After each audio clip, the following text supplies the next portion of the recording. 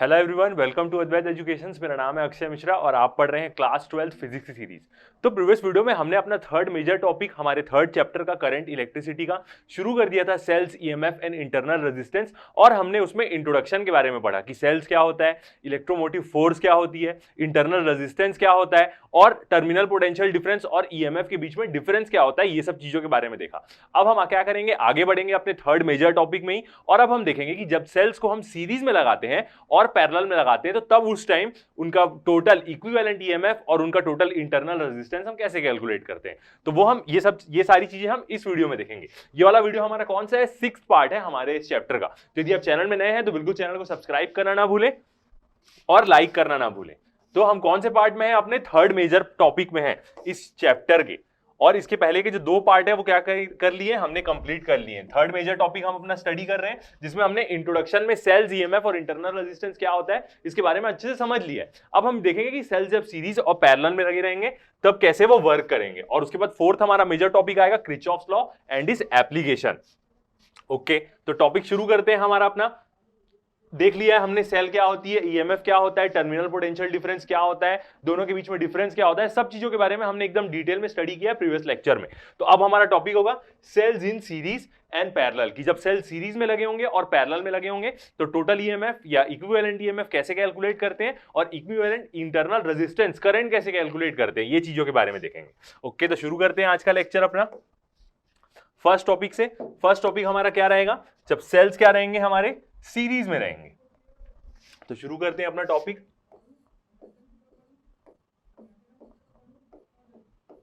Sales in series. जब cell series में लगे रहेंगे तब हम इक्विवेलेंट रेजिस्टेंस कैसे निकालेंगे और इक्विवेलेंट ईएमएफ कैसे निकालेंगे। तो देखते हैं इन दिस कॉम्बिनेशन, ये जो हम अभी कॉम्बिनेशन देखेंगे इसमें हम कितने सेल्स यूज करेंगे, n number of cells use करेंगे। मतलब हम क्या करेंगे, कुछ 2-3 सेल का नहीं देखेंगे, बहुत सारे सेल्स का देख लेंगे कि कैसे यदि सारे सेल सीरीज में कनेक्टेड होंगे तो कैसे होगा। n identical sales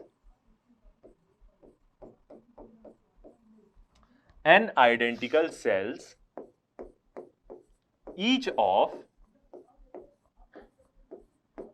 EMF E and क्या होगी, सारे जितने भी हम सेल्स यूज करेंगे सबकी क्या होगी, ईएमएफ सेम होगी, ई से हम जिसको डिनोट करेंगे। इसके बाद जो नेक्स्ट वीडियो वाला टॉपिक रहेगा उसमें हम देखेंगे कि जब डिफरेंट ईएमएफ्स और डिफरेंट इंटरनल रेजिस्टेंस रहेगा तब कैसा केस होगा। तो आज जो हम पूरा वीडियो जो बेस्ड रहेगा, आज के वीडियो में हम अपना 3 डेरिवेशन करेंगे और 4 न्यूमेरिकल्स बनाएंगे इस वीडियो में। पूरा जब सेल सीरीज में रहेंगे और पैरेलल में रहेंगे और ईएमएफ इंटरनल रेजिस्टेंस लगभग सेम रहेगा सबका, ठीक है, सेम ही रहेगा मतलब। तो हम क्या करेंगे, एन आइडेंटिकल सेल्स यूज करेंगे, n number of cells use करेंगे और जिस सारे सेल्स का ईएमएफ क्या रहेगा, E रहेगा एंड इंटरनल रेजिस्टेंस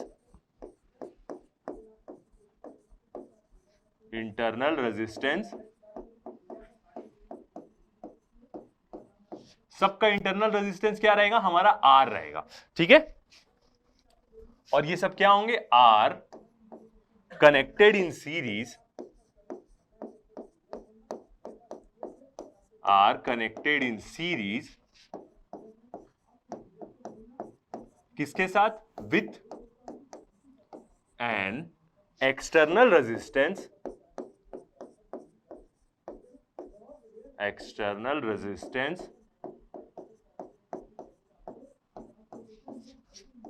R। ये सारे सेल्स क्या होंगे, सीरीज में कनेक्ट होंगे एक एक्सटर्नल रेजिस्टेंस के साथ जो क्या होगा, R होगा। तो ओके, डायग्राम बनाते हैं इसका। कितने सेल्स हम यूज करेंगे, अपने n number of cells use करेंगे। तो फर्स्ट सेल बनाते हैं अपना, फर्स्ट, सेकेंड, थर्ड, और उसके बाद डॉट डॉट डॉट डॉट, मतलब ये क्या शो करेगा कि n number of cells use कर रहे हैं, और एक और सेल। ये सब सेल्स क्या होंगे, सीरीज में कनेक्टेड होंगे किसके साथ, एक एक्सटर्नल रेजिस्टेंस, जो कैसे डिनोट करेंगे हम उसको, R से, ठीक है। नेमिंग करते हैं इसकी।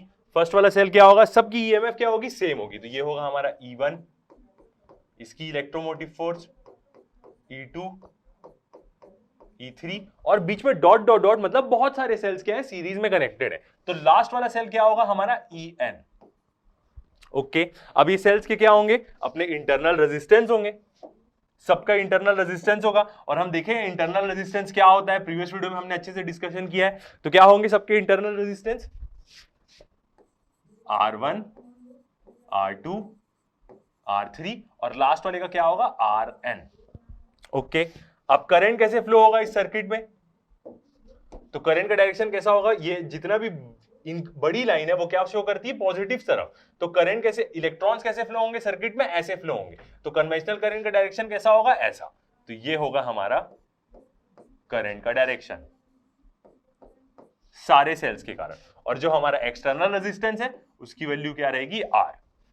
तो ये बन गया हमारा डायग्राम। अब क्या करेंगे हम, इसी के ऊपर एनालिसिस करेंगे। कितने नंबर ऑफ सेल्स है हमारे, n नंबर ऑफ सेल्स है, तो n सेल्स। ये इंपॉर्टेंट रहता है n ऐसा, क्योंकि जब हम पैरेलल में लेते हैं तो पैरेलल में हम बोलेंगे m नंबर ऑफ सेल्स, तो क्या होगा n और m आगे जाके हमें बहुत बड़ा सिग्निफिकेंस प्रोवाइड करेगा जब हम ग्रुपिंग करेंगे सेल्स की। ओके, तो ये क्या रहेगा हमारा सर्किट। अब हम इनिशियली ऐसा एज्यूम कर लेंगे कि जितने भी सेल्स हैं सबका ईएमएफ क्या रहेगा, सेम रहेगा। अभी जो ये वाला टॉपिक हम इस वीडियो में पढ़ेंगे इसमें हम सबका ईएमएफ लगभग सेम मानेंगे, मतलब चेंज नहीं होगा, मतलब दोनों सेल्स का जो इलेक्ट्रोमोटिव फोर्स है वो लगभग सेम होगी, मतलब दोनों का वोल्टेज सेम होगा जो उनकी पावर है। तो हम एज्यूम करते हैं, पहले क्या एज्यूम कर लेते हैं कि जो ईएमएफ है वो सबका क्या रहेगा, सेम रहेगा। E1 is equal to E2 is equal to E3 और इक्वल टू क्या हो जाएगा, ये E के बराबर होगा सारे सेल्स का। सारे सेल्स में मतलब जो ईएमएफ है वो E है। और एक और चीज हम क्या एज्यूम करेंगे, एंड जितने भी इंटरनल रेजिस्टेंस है सेल के वो भी क्या है, लगभग बराबर है, मतलब सबकी सेम वैल्यू है। यदि कि एक सेल का इंटरनल रेजिस्टेंस 1 ओम का हुआ तो सारे सेल्स के जो इंटरनल रेजिस्टेंस है सब 1 ओम के होंगे। ये भी चीज हम अभी एज्यूम करते हैं। R1 equal to R2 equal to R3 equal to R, और क्या होगा, पूरा N तक होगा, जितने भी सेल्स लगे, N नंबर ऑफ सेल्स हम यूज कर रहे हैं। बहुत सारे सेल्स क्या लगे हुए हैं यहाँ पे, सीरीज में लगे गए हैं। ओके, तो अब देखते हैं जो मोस्ट इंपॉर्टेंट पॉइंट रहेगा हमारा, क्या देखते हैं।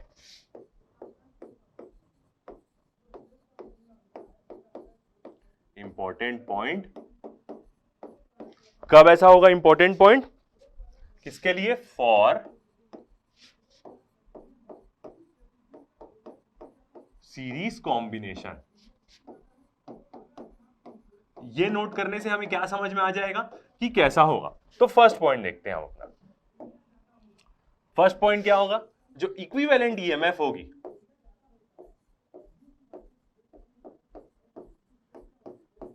इक्विवेलेंट ईएमएफ मतलब जो पूरा सेल की एक साथ कंबाइन करके जो ईएमएफ आएगी, मतलब हम उस पूरे सेल्स को किसी एक इक्विवेलेंट सेल से रिप्लेस कर सकते हैं जिसकी ईएमएफ उन सबके बराबर होगी। तो जो इक्विवेलेंट ईएमएफ होगी वो क्या होगी, is sum of all individual EMF.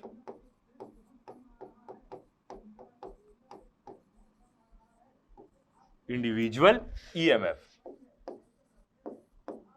मतलब जितने भी सेल जो इक्विवेलेंट ईएमएफ होगी वो जितने भी सेल्स है सबकी ईएमएफ का क्या होगी, सम होगी। सेम ऐसी क्या होगा, क्योंकि यहां पे क्या है, सारे सेल सीरीज में कनेक्ट है, तो सेम यहां पे क्या होगा, जो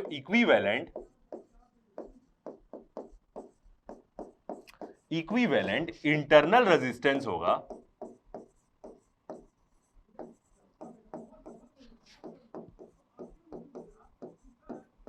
वो भी क्या होगा, is sum of all individual internal resistance.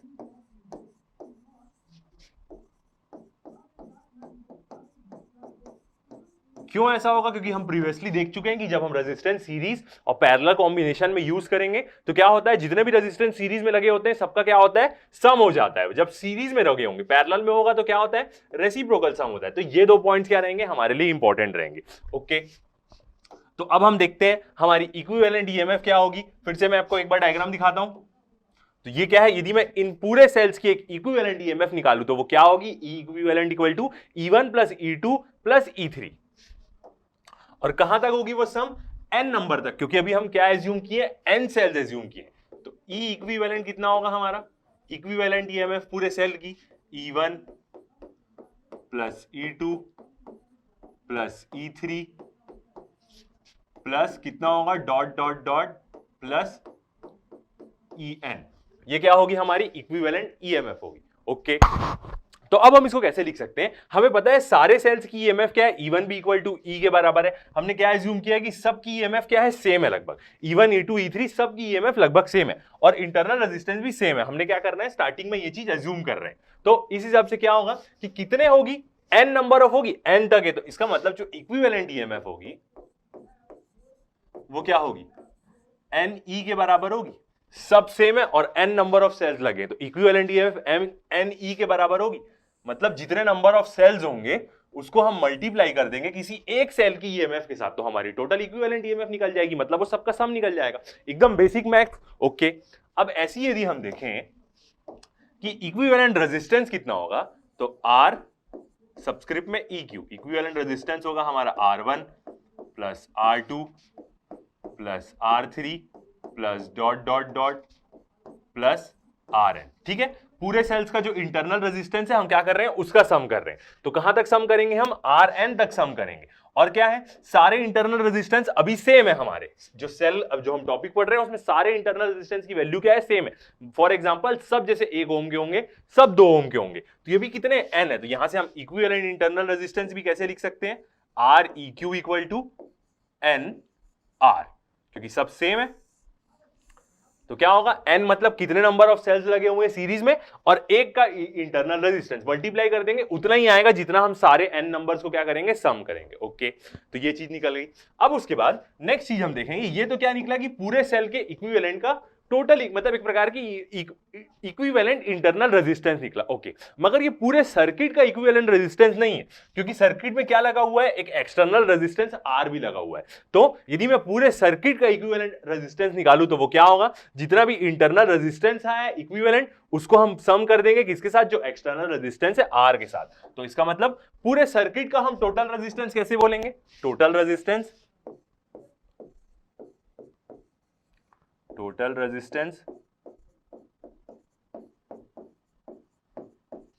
Of circuit.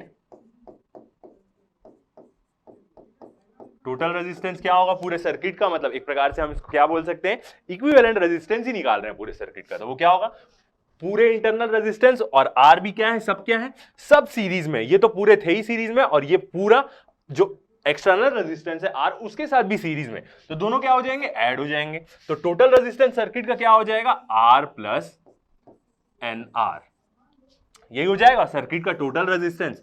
बिल्कुल, अब हम क्या कर सकते हैं, करंट निकाल सकते हैं आसानी से। तो करंट क्या होगा हमारा, सेम E बाई हमारा R। तो देखते हैं,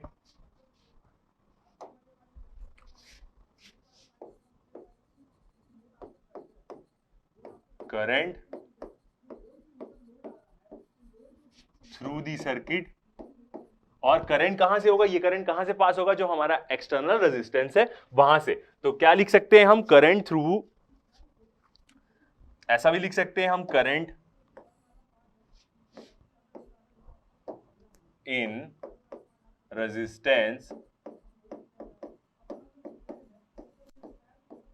R इज, मतलब जो रेजिस्टेंस है एक्सटर्नल रेजिस्टेंस, उससे क्या करंट फ्लो होगा, तो उसकी इक्वेशन क्या होगी, I इक्वल टू, ऊपर में क्या होगा, जो हमारा टोटल ईएमएफ जनरेट हो रहा है उस पूरे सर्किट में, तो उसकी वैल्यू क्या होगी, NE, और डिवाइड में क्या हो जाएगा हमारा, जो रेजिस्टेंस है पूरे टोटल सर्किट का, उसकी वैल्यू क्या हो जाएगी, R प्लस NR। तो करंट की वैल्यू क्या हो जाएगी, NE, पूरे सर्किट का टोटल ईएमएफ, और नीचे क्या आ जाएगा, रेजिस्टेंस, जो क्या है R प्लस NR, यही आएगा। सिंपली एक प्रकार की क्या कर रहे हैं हम, एक प्रकार की ओम्स लॉ ही लगा रहे हैं, जो क्या होती है, V is equal to IR होती है, यहां पे हम V के बदले EMF ले रहे हैं, तो I इज इक्वल टू क्या हो जाएगा, V बाई R हो जाएगा, और ये R क्या बताएगा, टोटल इक्विवेलेंट रेजिस्टेंस पूरे सर्किट का, और V क्या बता रही है, EMF के फॉर्म में यहाँ पे, तो वो E है, तो यहाँ पे क्या आ जाएगा, टोटल EMF E आ जाएगी। ओके, तो ये चीज भी हो गई। तो ये क्या निकल जाएगा, हमारा टोटल करंट निकल जाएगा सर्किट का। यहाँ पे जो हमारा N है वो क्या होगा, नंबर ऑफ सेल्स होंगे, कि कितने नंबर ऑफ सेल्स है, वेयर n इक्वल टू क्या हो जाएगा, नंबर ऑफ सेल्स। E क्या होगा हमारा, EMF एक इंडिविजुअल सेल का, क्योंकि सारे सेल्स की EMF सेम है। R हमारा क्या हो जाएगा, एक्सटर्नल रेजिस्टेंस, और NR, R क्या है हमारा, इंटरनल रेजिस्टेंस। तो हम क्या कर सकते हैं, ऐसे करंट निकाल सकते हैं, और हम इक्विवेलेंट EMF निकाल सकते हैं, और इक्विवेलेंट इंटरनल रेजिस्टेंस निकाल सकते हैं सारी चीजों से। तो ये आ गई हमारी करंट की इक्वेशन, बिल्कुल आसानी से। ओके, तो ये इक्वेशन जो रहेगी ये हमारी बहुत इंपॉर्टेंट इक्वेशन रहेगी, और हम क्या करेंगे, इसी को यूज करेंगे जब सेल्स क्या होंगे, सीरीज कॉम्बिनेशन में लगे होंगे, और हमें क्या करना है, करंट निकालना है वहां से। ओके, तो अब हम केसेस के बारे में बात करते हैं। फर्स्ट केस देखते हैं, केस 1। केस 1 में हम क्या देखते हैं, ये दोनों वैल्यूज के ऊपर देखेंगे कि कभी यदि एक्सटर्नल रेजिस्टेंस बहुत बड़ा हुआ तब क्या होगा, और यदि कभी इंटरनल रेजिस्टेंस सेल का बहुत बड़ा हुआ तब करंट में क्या फर्क पड़ेगा। पहले हम एक केस एज्यूम करेंगे कि यदि जो एक्सटर्नल रेजिस्टेंस लगा है उसकी वैल्यू बहुत ज्यादा हुई तब करंट में क्या फर्क पड़ेगा, और एक केस ऐसा रहेगा कि जितने भी इंटरनल रेजिस्टेंस का जो सम है, यहां हम बोले इक्विवेलेंट इंटरनल रेजिस्टेंस आ रहा है, वो बहुत बड़ा रहा as compare to external resistance, तब करंट की वैल्यू में क्या फर्क पड़ेगा। ये चीज हम क्या देखेंगे, अपने केसेस में देखेंगे। ओके, तो पहला केस हम क्या देखते हैं, व्हेन, जब जो एक्सटर्नल रेजिस्टेंस है वो क्या होगा, बहुत बड़ा होगा NR के, मतलब R is very much greater than NR। NR क्या है, हमारा इक्विवेलेंट इंटरनल रेजिस्टेंस है। तो उस केस में क्या होगा, जब R बहुत बड़ा है तो NR क्या हो जाएगा, बहुत छोटा हो जाएगा, तो NR को क्या कर देंगे, हम नेग्लेक्ट कर देंगे। तो I की हमारी करंट की इक्वेशन क्या आ जाएगी, करंट की इक्वेशन आ जाएगी हमारी NE/R। ये इक्वेशन आ जाएगी हमारी करंट की, क्योंकि R बहुत बड़ा हो गया तो NR को क्या किया, इंटरनल रेजिस्टेंस को हम नेग्लेक्ट कर दिए पूरे सेल का। तो I इज इक्वल टू क्या आ जाएगा, NE/R। इसका मतलब क्या है, यहां पे NE/R मतलब फर्स्ट केस हमने क्या ले लिया, R बहुत बड़ा ले लिया। ओके, कोई प्रॉब्लम नहीं, केसेस को हम कैसे ले सकते हैं। तो इसका मतलब क्या हो जाएगा, equal to n times current क्या होगा हमारा, n टाइम्स बढ़ जाएगा किसी एक सेल के करंट के कारण, n times current due to single cell. ठीक है, यदि ये n को मैं छोड़ दूं यहां से तो E/R है। E/R का मतलब क्या है कि जो एक सेल से करंट आ रहा है वही मतलब है। तो जब यदि R की वैल्यू बहुत बड़ी हो गई, मतलब एक्सटर्नल रेजिस्टेंस हमारा बहुत बड़ा हो गया, तो क्या होगा, इंटरनल रेजिस्टेंस की इक्विवेलेंट इंटरनल रेजिस्टेंस बहुत छोटा हो जाएगा, तो उसको इग्नोर कर देंगे। तो जो करंट सर्किट में फ्लो होगा वो क्या होगा, NE/R होगा। इसका मतलब कि E/R क्या है, एक सेल का करंट है। तो इसका मतलब जब एक्सटर्नल रेजिस्टेंस बहुत बड़ा हो गया तो जितना भी करंट फ्लो होगा और जितने नंबर ऑफ सेल्स लगे हैं, n को हम क्या कर देंगे, मल्टीप्लाई कर देंगे, तो उतने ज्यादा हमारे करंट की वैल्यू मिलेगी। और एक प्रकार से क्या मिल रही है, ये मैक्सिमम वैल्यू मिल रही है हमें करंट की। ठीक है, तो हमें समझ में आया कि मैक्सिमम वैल्यू कब मिलेगी हमें, जब एक्सटर्नल रेजिस्टेंस बहुत बड़ा हो और जो एक सेल की करंट की वैल्यू है उससे n मल्टीप्लाई हो जाएगा, मतलब कितने नंबर ऑफ सेल्स लगे। तो ये एक प्रकार की करंट की क्या मिलेगी, हमें मैक्सिमम वैल्यू मिलेगी। ओके, केस 2 देखते हैं। केस 2 देखते हैं। केस 2 में हम क्या एज्यूम करते हैं कि अब क्या होगा, हमारा जो सेल्स है उसका इक्विवेलेंट इंटरनल रेजिस्टेंस बहुत ज्यादा हो जाएगा, और जो एक्सटर्नल रेजिस्टेंस लगा है R, उसकी वैल्यू कम हो जाएगी। तो when R is much smaller than NR, जब R क्या रहेगा, बहुत छोटा हो जाएगा NR से। NR क्या है, हमारे एक प्रकार का इक्विवेलेंट इंटरनल रेजिस्टेंस है। तो यहां पे क्या होगा, R बहुत छोटा हो गया, NR क्या हो गया, बहुत बड़ा हो गया। तो R बहुत छोटा है तो R को हम नेग्लेक्ट कर देंगे। तो I की इक्वेशन क्या बन जाएगी हमारी, I is equal to R neglect हो गया तो NE/NR। यहां से क्या दिख रहा है, n और n कैंसल आउट हो जाएगा, तो इसका मतलब क्या बचेगा, सिर्फ E/R बचेगा। इसका मतलब जब एक्सटर्नल रेजिस्टेंस बहुत छोटा हो गया और सेल, जितने भी सेल्स लगे सेल्स का सबका इंटरनल रेजिस्टेंस की वैल्यू क्या रही, बहुत ज्यादा रही, तो इक्विवेलेंट इंटरनल रेजिस्टेंस को बहुत ज्यादा आएगा। तो इसका मतलब करंट की वैल्यू क्या हो जाएगी, सिर्फ एक सेल के करंट की जितनी वैल्यू हो जाएगी। मतलब एक सेल जितना करंट देगा उतने ही करंट की वैल्यू हमें मिलेगी। सिर्फ एक ही सेल लगा दे इससे तो ज्यादा अच्छा है, सीरीज में लगाने का कोई मतलब ही नहीं हुआ। तो इसका मतलब इंटरनल सारे इंटरनल रेजिस्टेंस की वैल्यू क्या हो जाती है, ज्यादा नहीं होना चाहिए। इसका मतलब क्या होगा, इसका मतलब current due to single cell. Okay, तो फायदा कब होगा, मैक्सिमम करंट हमें कब मिलेगा, जब हम एक्सटर्नल रेजिस्टेंस को बहुत बड़ा लगाते हैं और वो इंटरनल रेजिस्टेंस के सेंस में क्या हो, बहुत छोटा हो, तभी हमें मैक्स करंट की वैल्यू मिलेगी। वरना यदि इंटरनल रेजिस्टेंस बहुत बड़ा हो गया, एनआर की वैल्यू बहुत ज्यादा बड़ी हो गई as compare to external resistance, तो करंट हमें कितना मिलेगा सर्किट में, सिर्फ एक सेल जितना करंट प्रोवाइड करेगा उतना ही बस मिलेगा। ओके, और एक और केस देखते हैं, थर्ड केस, जब क्या होगा, अभी तक तो हम एज्यूम किए थे कि पूरा ईएमएफ और इंटरनल रेजिस्टेंस की वैल्यू लगभग सेम है सारी, मतलब यदि ईएमएफ 10 वोल्ट का है एक सेल का, तो सारे सेल 10 वोल्ट के हैं। यदि अलग अलग हो गए, ठीक है, तो केस 3 में यही देखेंगे हम।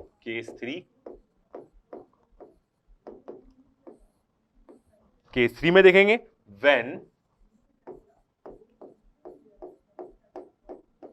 Sales are of different EMF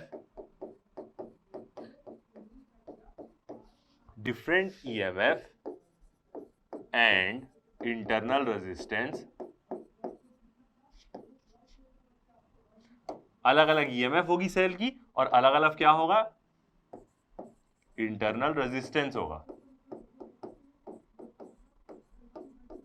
जब सेल्स की ईएमएफ डिफरेंट हुई, कोई 1 वोल्ट है, कोई 20 वोल्ट है, कोई 5 वोल्ट है, तो उस केस में क्या होगा, तो ये जो हमारी इक्वेशन है ये क्या हो जाएगी, चेंज हो जाएगी करंट की इक्वेशन। तो देखते हैं कैसे चेंज हो जाएगी। आई की इक्वेशन तब क्या होगी, आई इज इक्वल टू, तो उस केस में जो हमारा इक्विवेलेंट ईएमएफ क्या आ जा रहा था, एन ई आ जा रहा था, तो वो तो सब सेम थे इसलिए आ रहा था, तो यहां पे इक्विवेलेंट ईएमएफ क्या हो जाएगा, सारे सेल का क्या हो जाएगा, सम हो जाएगा। हमने देखा इंपॉर्टेंट पॉइंट में कि इक्विवेलेंट ईएमएफ क्या होगा, इक्विवेलेंट ईएमएफ क्या होगा, सम होगा और इंडिविजुअल ईएमएफ का, तो वही ऊपर में क्या आ जाएगा, पूरा ईएमएफ का क्या आ जाएगा, सम आ जाएगा। जो ईएमएफ अलग अलग है पूरे सेल्स की, तो क्या होगा, E1 plus E2 plus dot dot dot plus En, मतलब जैसी सेल्स की ईएमएफ रहेगी उसको हम क्या करेंगे, ऊपर में सम करेंगे, Ne नहीं आएगा यहाँ पे। एक्सटर्नल रेजिस्टेंस तो सेम रहेगा R प्लस, और जितने भी इंटरनल रेजिस्टेंस है उसका भी क्या हो जाएगा, सम हो जाएगा, मतलब R1 plus R2 plus R3 plus dot dot dot जितना भी है Rn। तो ऐसा कब होगा, जब सेल्स के ईएमएफ अलग अलग हैं। हम जब स्टार्टिंग में देख रहे थे तो हम मान रहे थे कि सबका ईएमएफ सेम है, जब सेल्स की ईएमएफ अलग अलग हुई तब क्या होगा, एक्सप्रेशन ये वाला बन जाएगा। यदि सारे सेल्स सेम ईएमएफ और सेम इंटरनल रेजिस्टेंस की हुए तो हम आराम से ये वाला एक्सप्रेशन लगा सकते हैं और न्यूमेरिकल्स हमारा इसी से क्या हो जाएगा, आसानी से सॉल्व हो जाएगा। ओके, तो ये हो गया। तो हम देखें कि मैक्सिमम करंट की वैल्यू हमें कब मिलेगी, जब एक्सटर्नल रेजिस्टेंस क्या हो, बहुत ज्यादा हो। तो इसके लिए हम एक लिख लेते, क्या important point,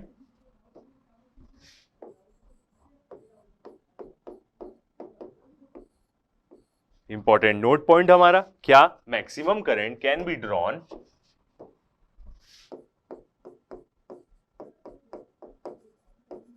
maximum current can be drawn, कब हम ड्रॉ कर सकते हैं मैक्सिमम करंट और किससे करेंगे, maximum current can be drawn from series combination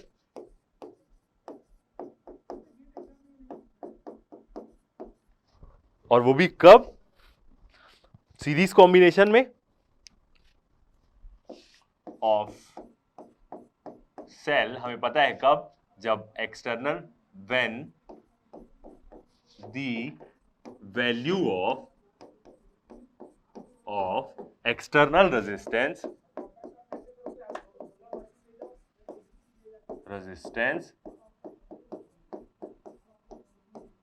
is very large. Okay, किस कॉम्बिनेशन में, सीरीज के कॉम्बिनेशन, ठीक है।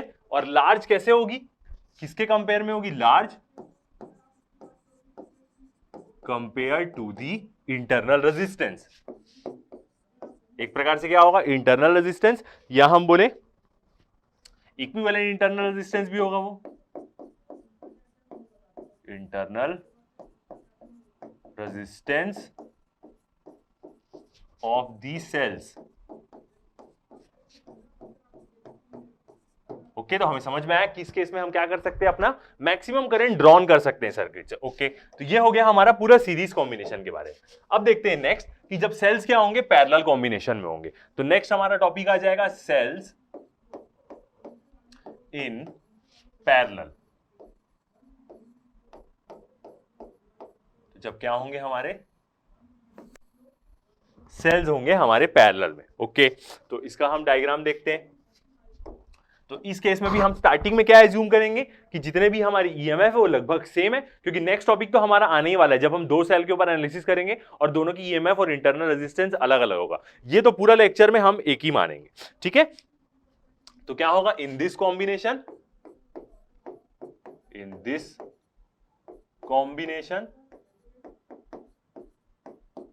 वहां पे हम कितना सेल्स यूज कर रहे थे, n number of cells use कर रहे थे। यहां पे हम m number of cells use करेंगे। मतलब जब सीरीज में होंगे तो उसको हम n नंबर बोलेंगे और पैरेलल्स लगे होंगे तो उसको हम m नंबर ऑफ बोलेंगे। तो in this combination m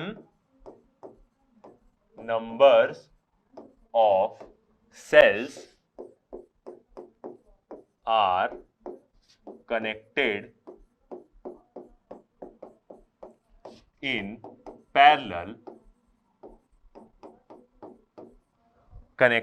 parallel और सबकी क्या होगी, विथ ईएमएफ। सबकी ईएमएफ क्या होगी, ई, एंड सबका इंटरनल रेजिस्टेंस क्या होगा, इंटरनल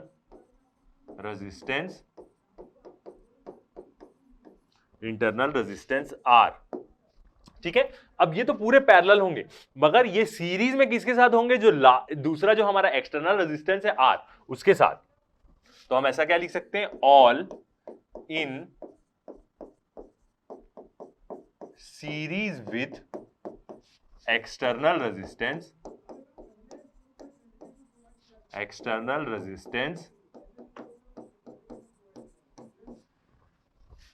आर। ये जो सब होंगे ये क्या होंगे, सब सीरीज में होंगे एक्सटर्नल रेजिस्टेंस आर के साथ। ओके, तो इसका डायग्राम बनाते हैं। फर्स्ट सेल हमारा, सेकेंड सेल, एक पॉजिटिव एंड, बिग वाला पॉजिटिव एंड, स्मॉल वाला नेगेटिव एंड रहता है। ओके, ये हमारी थर्ड सेल। और यहां से कैसे करते हैं हम, ऐसा dot dot dot dot dot dot, ये हमारा हो जाएगा mth सेल।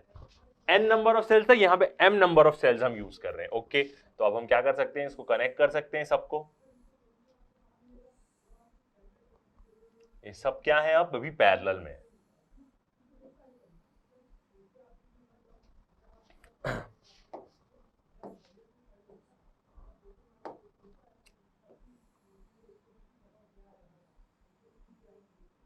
सब कैसे हमारे पैरेलल में कनेक्टेड है। ये कौन सा है, mth नंबर वाला सेल है। और ये जो पूरा पैरेलल कॉम्बिनेशन है ये क्या होगा, एक एक्सटर्नल रेजिस्टेंस के साथ क्या होगा, सीरीज में होगा। ओके, तो ये बन गया हमारा डायग्राम। डायग्राम को विजिबल है बिल्कुल। सारे सेल्स की ईएमएफ क्या है हमारी, ई, और सारे सेल्स का इंटरनल रेजिस्टेंस क्या है, आर। ये डॉट डॉट डॉट बीच में है, इसकी भी EMF E comma R, E comma R, मतलब ईएमएफ इनका और internal resistance E comma R, E comma R. सबका ईएमएफ ई और सबकी इंटरनल रेजिस्टेंस क्या हो जाएगी, आर। और जो बाहर वाला है उसका एक्सटर्नल रेजिस्टेंस क्या है, कैपिटल आर। करंट कैसे फ्लो होगा यहाँ पे, तो करंट का डायरेक्शन पॉजिटिव, इलेक्ट्रॉन्स ऐसे फ्लो होंगे तो कन्वेंशनल करंट का डायरेक्शन पॉजिटिव टू नेगेटिव जाएगा। तो ये हो गया हमारा करंट का डायरेक्शन। ओके, डायग्राम में को नहीं लगता मुश्किल होगा समझना, एकदम इजी है। ऑल राइट, तो अब इस केस में क्या होगा, हमारा इक्विवेलेंट ईएमएफ क्या होगा, सेम रहेगा। और जितने भी रेजिस्टेंस है, जैसे नॉर्मल रेजिस्टेंस पैरेलल में सम होते हैं वैसे ही सम होंगे। मतलब इंडिविजुअल इक्विवेलेंट इंटरनल रेजिस्टेंस किसके बराबर होगा, sum of all individual reciprocal of internal resistance. Individual internal resistance के सारे रेसिप्रोकल का देखते हैं। तो इसमें क्या होगा, हमारे इंपॉर्टेंट पॉइंट्स, जो इंपॉर्टेंट पॉइंट किसके लिए, for parallel combination. Parallel combination,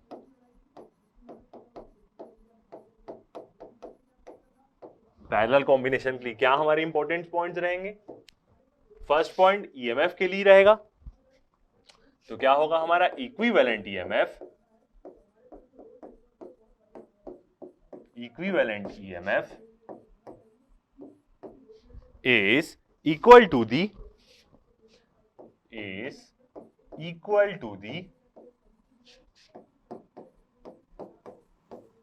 EMF of one cell. जो इक्विवेलेंट ईएमएफ होगा वो क्या होगा, ईएमएफ के बराबर होगा एक ही सेल। यहां पे ईएमएफ ऐड नहीं होंगे जैसे सीरीज में हो रही थी, ओके, मतलब एक ही सेल के ईएमएफ का होगा। मगर ऐसा कब होगा, जब if all cells are of same EMF। ठीक है, यदि सारे सेल्स, जितने भी सेल्स हम यहां पे देख रहे हैं, यदि एज्यूम कर लेते कि ये सब 10 ईएमएफ के हैं, तो जो इक्विवेलेंट ईएमएफ होगी पैरेलल कनेक्शन सेल्स की वो क्या होगी, सिर्फ 10 ईएमएफ ही होगी, मगर सबका ईएमएफ सेम होना चाहिए तब, ओके। और सेकंड क्या होगा, सेकंड किसके लिए रहता है, इंटरनल रेजिस्टेंस के लिए। तो क्या होगा, और वो सेम रेजिस्टेंस होगा तो वो कैसे सम होगा, जैसे हम पैरेलल में रेजिस्टेंस को सम करते हैं, सबका रेसिप्रोकल वो सम होंगे। तो द रेसिप्रोकल ऑफ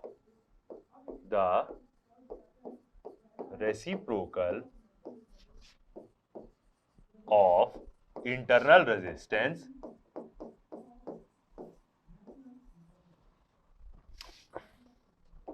और क्या होगा, रेसिप्रोकल तो हम निकालेंगे, मगर क्या होगा वो हमारा equivalent, the reciprocal of equivalent internal resistance is equal to किसके बराबर होगा, सम ऑफ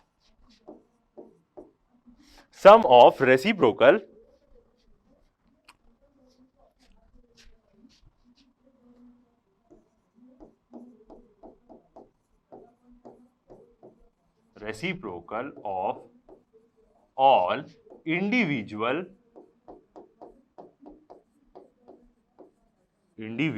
इंटरनल रेजिस्टेंस।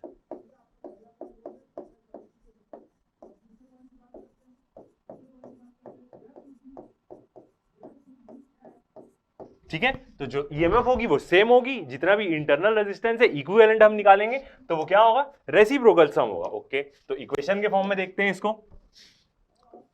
तो हमारी जो इक्विवेलेंट ईएमएफ होगी ई क्यू, वो किसके बराबर होगी, हमारी ई क्यू बराबर होगी हमारी सिंपल ई के, ई क्यू होगा हमारा ई के बराबर। और हम मतलब इक्विवेलेंट इंटरनल रेजिस्टेंस निकालें तो वो कैसे निकलेगा हमारा, पहले ही वो खुद रेसिप्रोकल रहेगा। पैरेलल में हम ऐसे ही सम करते हैं 1/R(E)Q, ये क्या है हमारा इक्विवेलेंट इंटरनल रेजिस्टेंस, ये क्या होगा, सम होगा सारे इंडिविजुअल का। तो 1/R1 plus 1/R2 plus 1/R3, और ये कहां तक होगा, प्लस डॉट डॉट डॉट, कितना होगा, कितने लिए हम, m नंबर ऑफ क्या लिए, सेल्स लिए हम पैरेलल में। लास्ट वाला क्या था हमारा, ERM वाला था, तो इसमें क्या था हमारा mth वाला था वो। यहां पे जो ये डॉट डॉट साइन बना है, ये जो डॉट डॉट साइन बना है, इसका सिग्निफिकेंस ही यही है कि बहुत सारे सेल्स लगे हुए हैं हमारे पैरेलल में, एक नहीं लगा हुआ है, बहुत सारे लगे हुए हैं, m नंबर ऑफ सेल्स लगे हुए हैं। तो कहां तक होगा, हम जो एक्सटर्नल मतलब इक्विवेलेंट इंटरनल रेजिस्टेंस निकाल रहे हैं पैरेलल में, तो वो कहां तक होगा हमारा, अप टू m टर्म। और ये m जो टर्म है हमारी, ये m टर्म कहां पे आएगी, हमारी ऊपर में आएगी अप टू m टर्म तक। तो इसका मतलब 1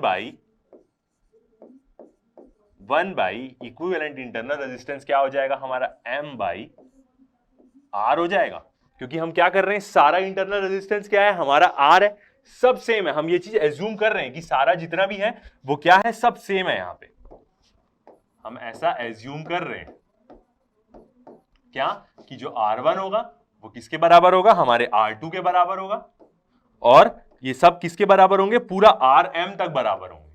R1 equal to R2 equal to R3, पूरा एक ऐसा होगा, पूरा बराबर होगा कहां तक, Rm तक। ओके तो ये चीज हम एज्यूम कर रहे हैं कि सारे इंटरनल रेजिस्टेंस क्या है, सेम है, इसलिए हम उसको क्या ले ले रहे हैं, एक फॉर्म में ले ले रहे हैं पूरा। तो वो पूरा क्या हो जाएगा, आर हो जाएगा, और कितने हैं, एम नंबर ऑफ है, एम नंबर ऑफ पैरेलल्स में लगे हुए हैं, तो क्या हो जाएगा, एम बाई आर। तो अब यहां से यदि मैं इक्विवेलेंट रेजिस्टेंस की वैल्यू निकालू तो दोनों को ऊपर कर दूंगा, तो आर ई क्यू मेरा कितना हो जाएगा, आर इक्वल टू आर ऊपर आ जाएगा, आर बाई एम हो जाएगा। ओके तो ये क्या हो गया हमारा, इक्विवेलेंट इंटरनल रेजिस्टेंस आ गया जब बहुत सारे m number of cells parallel connected होंगे। मगर अभी भी ये क्या हुआ, सर्किट का टोटल रेजिस्टेंस नहीं आया, अभी तो ये इस सेटअप का पूरा क्या आया, इक्विवेलेंट रेजिस्टेंस आया। सर्किट में एक और एक्सटर्नल रेजिस्टेंस लगा है R, और ये पूरा पैरेलल कॉम्बिनेशन इसके साथ किसमें, सीरीज में, तो ये पूरा इसके साथ क्या होगा, सम होगा। तो टोटल रेजिस्टेंस क्या होगा सर्किट का, तो हमारा टोटल रेजिस्टेंस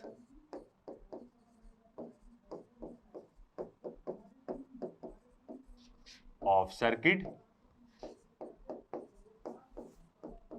टोटल रेजिस्टेंस क्या होगा हमारे सर्किट का, R प्लस ये वाली पूरी term R plus R by M, ये आ गया हमारा टोटल सर्किट, मतलब टोटल इक्विवेलेंट रेजिस्टेंस पूरे सर्किट का आ गया। और ये वाली इक्वेशन क्या है, हमारी टोटल ईएमएफ, जब सेल्स पैरेलल में होंगे तो ईएमएफ क्या होगी, एक ही सेल की ईएमएफ होगी।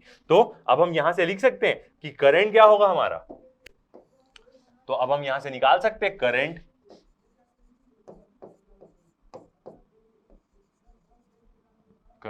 इन दी रेजिस्टेंस R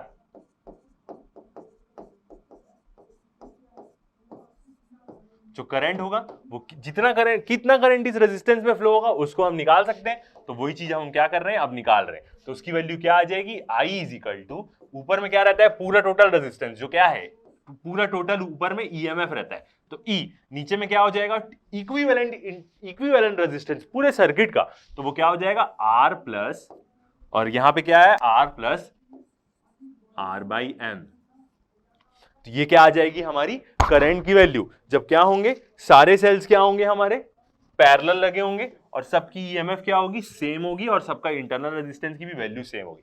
तो ये एक्सप्रेशन से हम क्या करेंगे, जब सेल्स हमारे पूरे पैरेलल में लगे रहेंगे तब हम क्या करेंगे, कैलकुलेट करेंगे। ओके तो अब हम यहां पे केसेस के बारे में देखते हैं, ये इक्वेशन को याद रखिए, और अब हम इसमें केसेस के बारे में डिस्कस करते हैं कि इसमें कैसा होगा।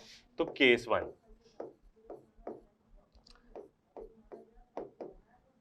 वन, किसके ऊपर हम एनालाइज करेंगे, वो इक्वेशन को हम अपनी ले लेते, क्या आई है हमारी equation, I is equal to E by R plus R by N, R by M, R by M,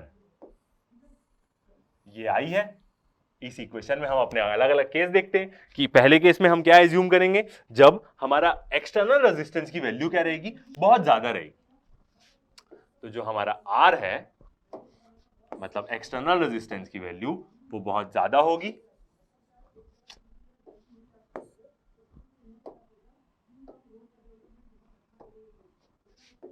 R की वैल्यू बहुत ज्यादा होगी as compare to R by M,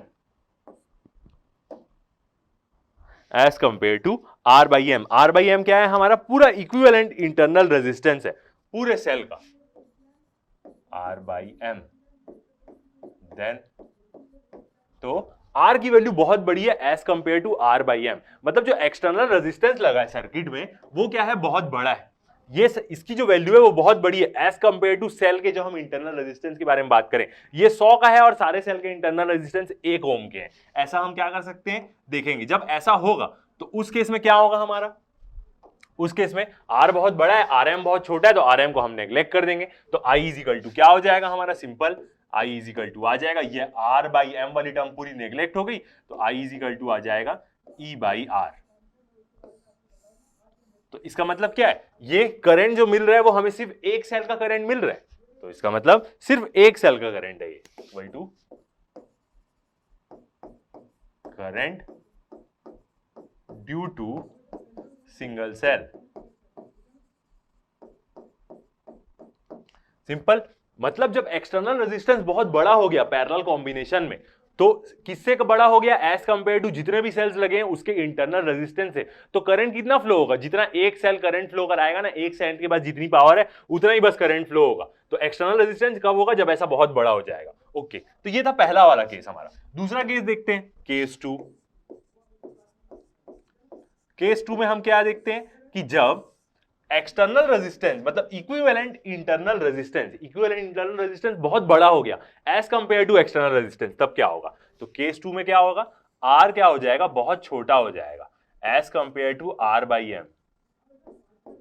तो देन क्या होगा? जब आर बहुत छोटा हो गया आर बाई एम से, तो क्या हो जाएगा? आर नेग्लेक्ट हो जाएगा, सिर्फ क्या बचेगा? R by M. ये एम को हम क्या कर देंगे? ये एम आर के भी नीचे, तो कहां चले जाएगा? वो ई के पास चले जाएगा। तो आई की इक्वेशन क्या आ जाएगी हमारी? I is equal to M E by small R. यही आ जाएगी हमारी इक्वेशन। जब क्या हो गया? एक्सटर्नल रेजिस्टेंस बहुत छोटा हो गया और इंटरनल रेजिस्टेंस की वैल्यू किससे छोटा हो गया है? वो एज कंपेयर टू सारे सेल्स के इक्विवेलेंट इंटरनल रेजिस्टेंस है। तो आई देखिए कितना वैल्यू बढ़ जा रही है, मतलब E बाई आर क्या है? एक सेल का करंट है और वो मल्टीप्लाई हो जा रहा है M से। M मतलब क्या है? जितने भी सेल्स हमारे पैरेलल में लगे हुए हैं। तो मतलब क्या हो जाएगा? करंट की वैल्यू यहां पे हमें मैक्सिमम मिलेगी। कब हमें मैक्सिमम मिलेगी? जब हम एक्सटर्नल रेजिस्टेंस को एकदम छोटा रखें। तो इस केस में हम क्या लिख सकते हैं? M times current due to single cell.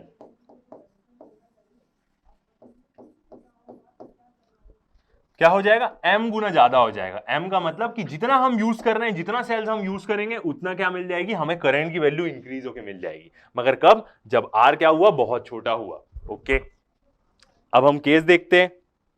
जब क्या होगा कि जो हमारे सेल्स होंगे, केस में क्या, अब थर्ड हम अपना केस क्या देख रहे हैं कि जब सेल्स का मतलब केस 3 में हम ये देखेंगे, एज्यूम करेंगे कि ईएमएफ सबका सेम रहेगा मगर जो इतने भी इंटरनल रेजिस्टेंस है सारे सेल के वो अलग अलग हो जाएंगे। बस हम ये एज्यूम करेंगे क्योंकि ईएमएफ हम अलग एज्यूम आगे वाले केस में करेंगे ही करेंगे। तो केस 3 देखते हैं अपना। केस 3 में हम क्या देखेंगे? When cells are of same EMF but different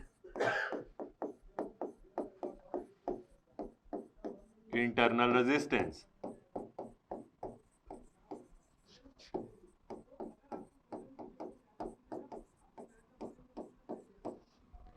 जब क्या हो जाएंगे? सेल की सारी की ईएमएफ तो सेम रहेगी मगर इंटरनल रेजिस्टेंस उनका अलग हो जाएगा। तो ईएमएफ सेम है तो इसका मतलब एक ही ईएमएफ होगी। जब पैरेलल कॉम्बिनेशन है एक्सटर्नल रेजिस्टेंस वैसा ही रहेगा और जो अलग वाला इंटरनल रेजिस्टेंस आएगा उसको हम कैसे लिखेंगे? आर डैश से लिखेंगे। यहां पे आर डैश क्या होगा हमारा? जितनी भी जो सेल्स हैं सबकी जो अलग अलग इंटरनल रेजिस्टेंस है उन सब का क्या होगा? वो रेसिप्रोकल सम होगा।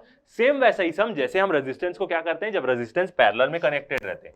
तो क्या हो जाएगा? 1/R1 plus 1/R2 plus 1/R3। तो 1/R डैश ऐसे नीचे करके निकालेंगे, यहां पे क्या आएगा? R डैश रहेगा पूरा। तो क्या हो जाएगा? ऐसा हो जाएगा। और कहां तक हो जाएगा? ये जितने भी लगे हुए हैं 1/Rm तक, जितने भी सेल्स लगे हुए हैं वहां तक। ठीक है, तो आर डैश आ जाएगा। ऐसा कब होगा? जब सेल्स के इंटरनल रेजिस्टेंस अलग अलग है तब के केस में। ओके, तो मेरे को नहीं लगता ये टॉपिक बहुत ज्यादा मुश्किल है, एकदम ही सिंपल टॉपिक है ये, एकदम आसानी से समझ में आ सकता है। और कुछ एक आई की इक्वेशन ही आपको याद रखनी है और वही इक्वेशन से क्या हो जाएगा? आपका आसानी से बन जाएगा। तो कौन कौन सी इंपॉर्टेंट इक्वेशन है हमारी? ये वाली, ये इक्वेशन हमारी बहुत इंपॉर्टेंट है जब क्या होगा? पैरेलल कॉम्बिनेशन होगा। और फर्स्ट कौन सी इक्वेशन थी हमारी इंपॉर्टेंट? जब सेल्स किस में थे? पैरेलल में थे। तो ये वाली इक्वेशन जब सेल्स हमारे सीरीज में थे और जब एक सेल्स हमारे पैरेलल में थे। ये दो इक्वेशन क्या रहती है हमारे लिए? बहुत इंपॉर्टेंट रहती है क्वेश्चन बनाने के लिए। ओके, तो अब हम जितनी भी चीजें यूज किए हैं, जो दो ठोक डेरिवेशन किए हैं, इसको हम क्या करेंगे? इससे रिलेटेड हम न्यूमेरिकल सॉल्व करते हैं और देखते हैं कि कैसे न्यूमेरिकल्स आते हैं, किस लेवल के। ओके, और हम ये भी देखेंगे, इसके बाद 2 डेरिवेशन हमने कर लिया, थर्ड डेरिवेशन हम देखेंगे कॉम्बिनेशन का, जब दोनों होंगे, सीरीज में भी होंगे सेल्स और पैरेलल में भी होंगे, तब हम कैसे करेंगे। ठीक है, तो क्वेश्चन सॉल्व करते हैं। सबसे पहले तो हम एक देखते हैं क्वेश्चन, हमारा फर्स्ट क्वेश्चन।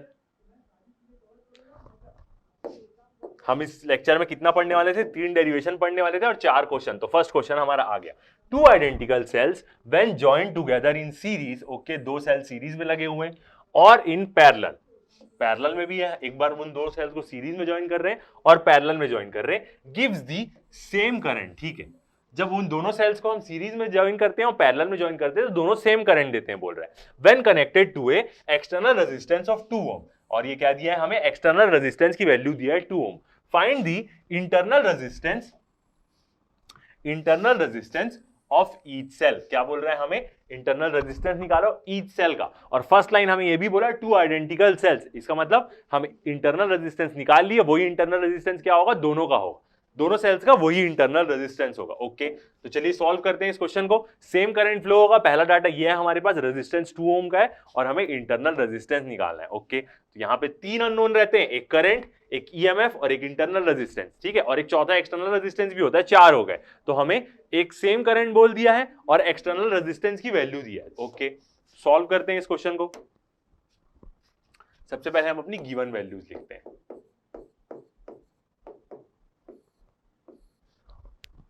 क्या क्या दिया है हमें, n दिया है। क्यों n की वैल्यू हम लिख रहे हैं, क्योंकि वो बोला 2 identical sales in series and parallel, तो जब सीरीज में होंगे 2 सेल तो n की वैल्यू क्या हो जाएगी 2, और वो दोनों सेल्स को हम पैरेलल में भी यूज करेंगे तो m की भी वैल्यू क्या हो जाएगी 2। मतलब जब वो सीरीज में रहे तो 2 सेल लगे और जब वो पैरेलल में रहे तो भी 2 सेल लगे, तो m और n की वैल्यू, दोनों की वैल्यू क्या हो जाएगी 2 हो जाएगी। ठीक है, और हमें क्या गिवन डाटा दिया है, करंट, जो सीरीज में जो करंट होगा वो किसके बराबर होगा, करंट पैरेलल में, सीरीज में जो करंट होगा वो बराबर होगा पैरेलल करंट के। और क्या दिया है हमें, एक्सटर्नल रेजिस्टेंस की वैल्यू दिया है, जो क्या है हमारा 2 ओम है। ओके, क्या निकालना है हमें निकालना है स्मॉल r की वैल्यू, मतलब इंटरनल रेजिस्टेंस ईच सेल का, दोनों सेल तो सेम है तो एक का भी निकाल लिया तो दूसरे का भी निकल जाएगा। ओके, तो अब हम इसको सॉल्व करते हैं। तो इसको हम क्या करते हैं, एक साथ दोनों इक्वेशन लेके चलते हैं, देखते हैं कैसे। तो फर्स्ट जब क्या होगा, वो सीरीज में होंगे, जब फर्स्ट वो दोनों सेल सीरीज में होंगे। अब जब दोनों सेल सीरीज में होंगे तो उस केस में हमारा करंट का फॉर्मूला क्या होगा, I N E by R plus N R, यही फॉर्मूला होगा। जब दोनों सेल्स क्या होंगे, सीरीज में होंगे, सीरीज में करंट का फॉर्मूला यही होता है, यही अभी हमने डिराइव किया है। ओके, बिल्कुल, तो यहां पे हम वैल्यू पुट कर देते हैं, आई इक्वल टू एन की वैल्यू क्या है हमारी 2, तो 2e बाई एक्सटर्नल रेजिस्टेंस की वैल्यू भी क्या दिया है 2 दिया है, प्लस एन की वैल्यू भी 2 और r, तो 2e 2 प्लस 2r, ये क्या आ गई हमारी एक इक्वेशन आ गई। ओके, ये था जब वो दोनों सीरीज में कनेक्ट हुए। अब इन पैरेलल, जब ये दोनों सेल्स क्या होंगे, पैरेलल में कनेक्ट होंगे, तो उस केस में करंट का फॉर्मूला क्या होता है, जब दोनों पैरेलल में कनेक्ट हो जाएंगे तो I is equal to EMF तो सेम रहता है, external resistance R by M, यही रहता है जब वो पैरेलल में कनेक्ट होंगे। बिल्कुल, तो अब हम वैल्यू पुट कर देते, I इक्वल टू कितना हो जाएगा, E तो E की वैल्यू तो नहीं दिया है, एक्सटर्नल रेजिस्टेंस की वैल्यू दिया है 2 प्लस R बाई M की भी वैल्यू क्या है हमारे पास 2 है, क्योंकि वही दोनों पैरेलल में भी कनेक्ट हो रहे हैं 2। ओके, तो इसको हम क्या करते हैं, सॉल्व करते हैं थोड़ा सा। क्या हो जाएगा, एलसीएम 2 हो जाएगा, यहां पे 2 नहीं है तो ऊपर देना पड़ेगा, दोनों का एलसीएम 2, आर के पास तो 2 है तो उसको कुछ नहीं देना पड़ेगा, इसके पास नहीं है तो एक 2 ऊपर देना पड़ेगा, तो 4 हो जाएगा, 4 प्लस आर, यही हो जाएगा। अब ये 2 ऊपर चले जाएगा तो आई इक्वल टू क्या हो जाएगा, 2e by 4 plus are. Okay, तो क्या आ गई हमारे पास, करंट की 2 ठोक इक्वेशन आ गई, मतलब I इक्वल टू इतना भी है, I इक्वल टू इतना भी है, तो दोनों को हम क्या करते हैं, इक्वेट कर देते हैं। बिल्कुल सेम, दोनों को हम इक्वेशन को क्या कर देते हैं, इक्वेट कर देते हैं। ओके, आपके स्क्रीनशॉट के लिए एक बार मैं हट जाता हूं, दोनों की E की वैल्यू सेम है तो करंट को हम क्या कर देंगे, इक्वेट कर देंगे। तो क्या आएगी हमारी करंट की इक्वेशन, जब दोनों तरफ से हम इक्वेट कर देंगे तो 2e 2e by 2 + 2r equal to, यहां पे क्या होगा 2e divide by 4 + 2r, yes 4 + 2r। ये आ गई हमारी इक्वेशन। दिख रहा है यहां से 2e कैंसल आउट हो जाएगा, दोनों नीचे, दोनों को ऊपर ले लेते हैं, तो 2 + 2r equal to 4 + r। Okay, तो 2r को यहीं रखते हैं, r को यहां ले आते हैं, -r इक्वल टू 4, और ये 2 को इधर ले आते हैं, -2। तो ये क्या हो जाएगा r, 2r - r, और 4 - 2 2, तो 2 ohms आ जाएगा। बिल्कुल, ये आ गया हमारा आंसर। तो ये क्या निकालने बोला था हमें, determine the internal resistance of the each cell. तो ये क्या है हमारा, दोनों सेल का क्या है इंटरनल रेजिस्टेंस। दोनों सेल का, इसका मतलब एक सेल का, दो सेल है, दोनों का एक का इंटरनल रेजिस्टेंस 2 ओम है और दूसरे का भी इंटरनल रेजिस्टेंस 2 ओम है, तो ये दोनों सेल का क्या है इंटरनल रेजिस्टेंस है। सॉल्व हो गया, एकदम सिंपल टाइप का क्वेश्चन था ये वाला। ओके, एक और क्वेश्चन सॉल्व करते हैं, नेक्स्ट वाला देखते हैं।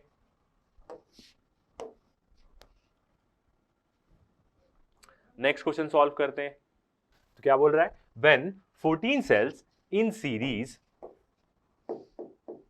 14 cells in series are connected to the ends of a resistance of 82.6 ohm, then the current is found to be 0.25 ampere। ठीक है, 14 सेल्स को सीरीज में लगाया, एक्सटर्नल रेजिस्टेंस कितना है यहाँ पे 82.6 ओम का है, तो कितना हमें करंट मिला वहां पे 0.25 एम्पियर का मिला। When same cells after being connected in parallel, और फिर उन्हीं सेल्स को जब हम पैरेलली कनेक्ट करेंगे, are joined to the ends of a resistance of 0.053 ohms, और फिर उनको पैरेलल करके एक रेजिस्टेंस, एक्सटर्नल रेजिस्टेंस के अक्रॉस ज्वाइन किए जो क्या है 0.053 ओम्स का है, देन करंट इज 25 एम्पियर। तब करंट कितना मिला 25 एम्पियर मिला। Calculate the internal resistance and EMF of each cell. Okay, क्या निकालना है हमें, इंटरनल रेजिस्टेंस निकालनी है और ईएमएफ की निकालनी है सारे सेल की। तो ऑब्वियस ही बात है 14 सेल्स हैं और सब सेल्स की क्या होगी ईएमएफ और इंटरनल रेजिस्टेंस सेम होगा, मतलब हम एक का भी निकाल लिए तो वही सबका होगा, उसी वही वैल्यू के सारे सबके इंटरनल रेजिस्टेंस और ईएमएफ होगी। ओके, तो चलिए इस क्वेश्चन को सॉल्व करते हैं। 14 सेल्स एक बार सीरीज में लगे हैं, एक बार पैरेलल में लगे हैं, अलग अलग रेजिस्टेंस के अक्रॉस और अलग अलग उनसे करंट की वैल्यू मिल रही है। तो सॉल्व करते हैं इस क्वेश्चन को। गिवन वैल्यूज लिखते हैं पहले, और यहां पे हमें दो गिवन वैल्यूज लिखनी पड़ेगी। कैसे, एक सीरीज के लिए, जब क्या होंगे वो, जब वो होंगे सीरीज में होंगे, ठीक है, और उसके बाद जब वो क्या होंगे पैरेलल में होंगे।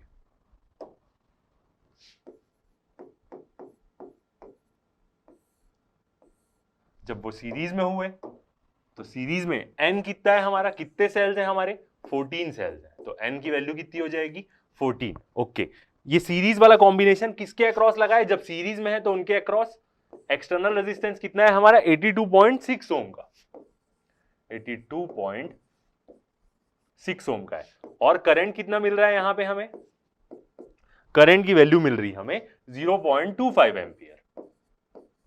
ओके, अब यही सेल्स जब क्या हो गए हमारे पैरेलल कनेक्ट हो गए,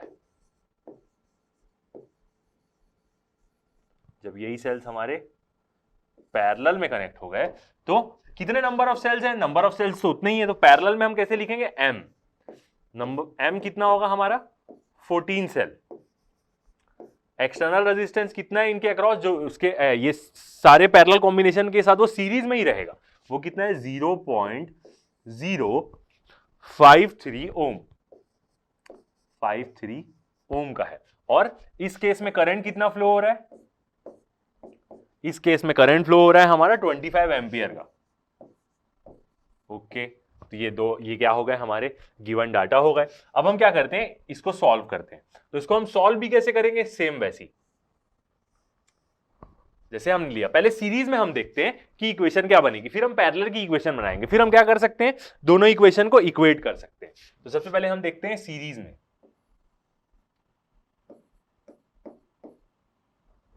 जब वो क्या होगा सीरीज में होगा,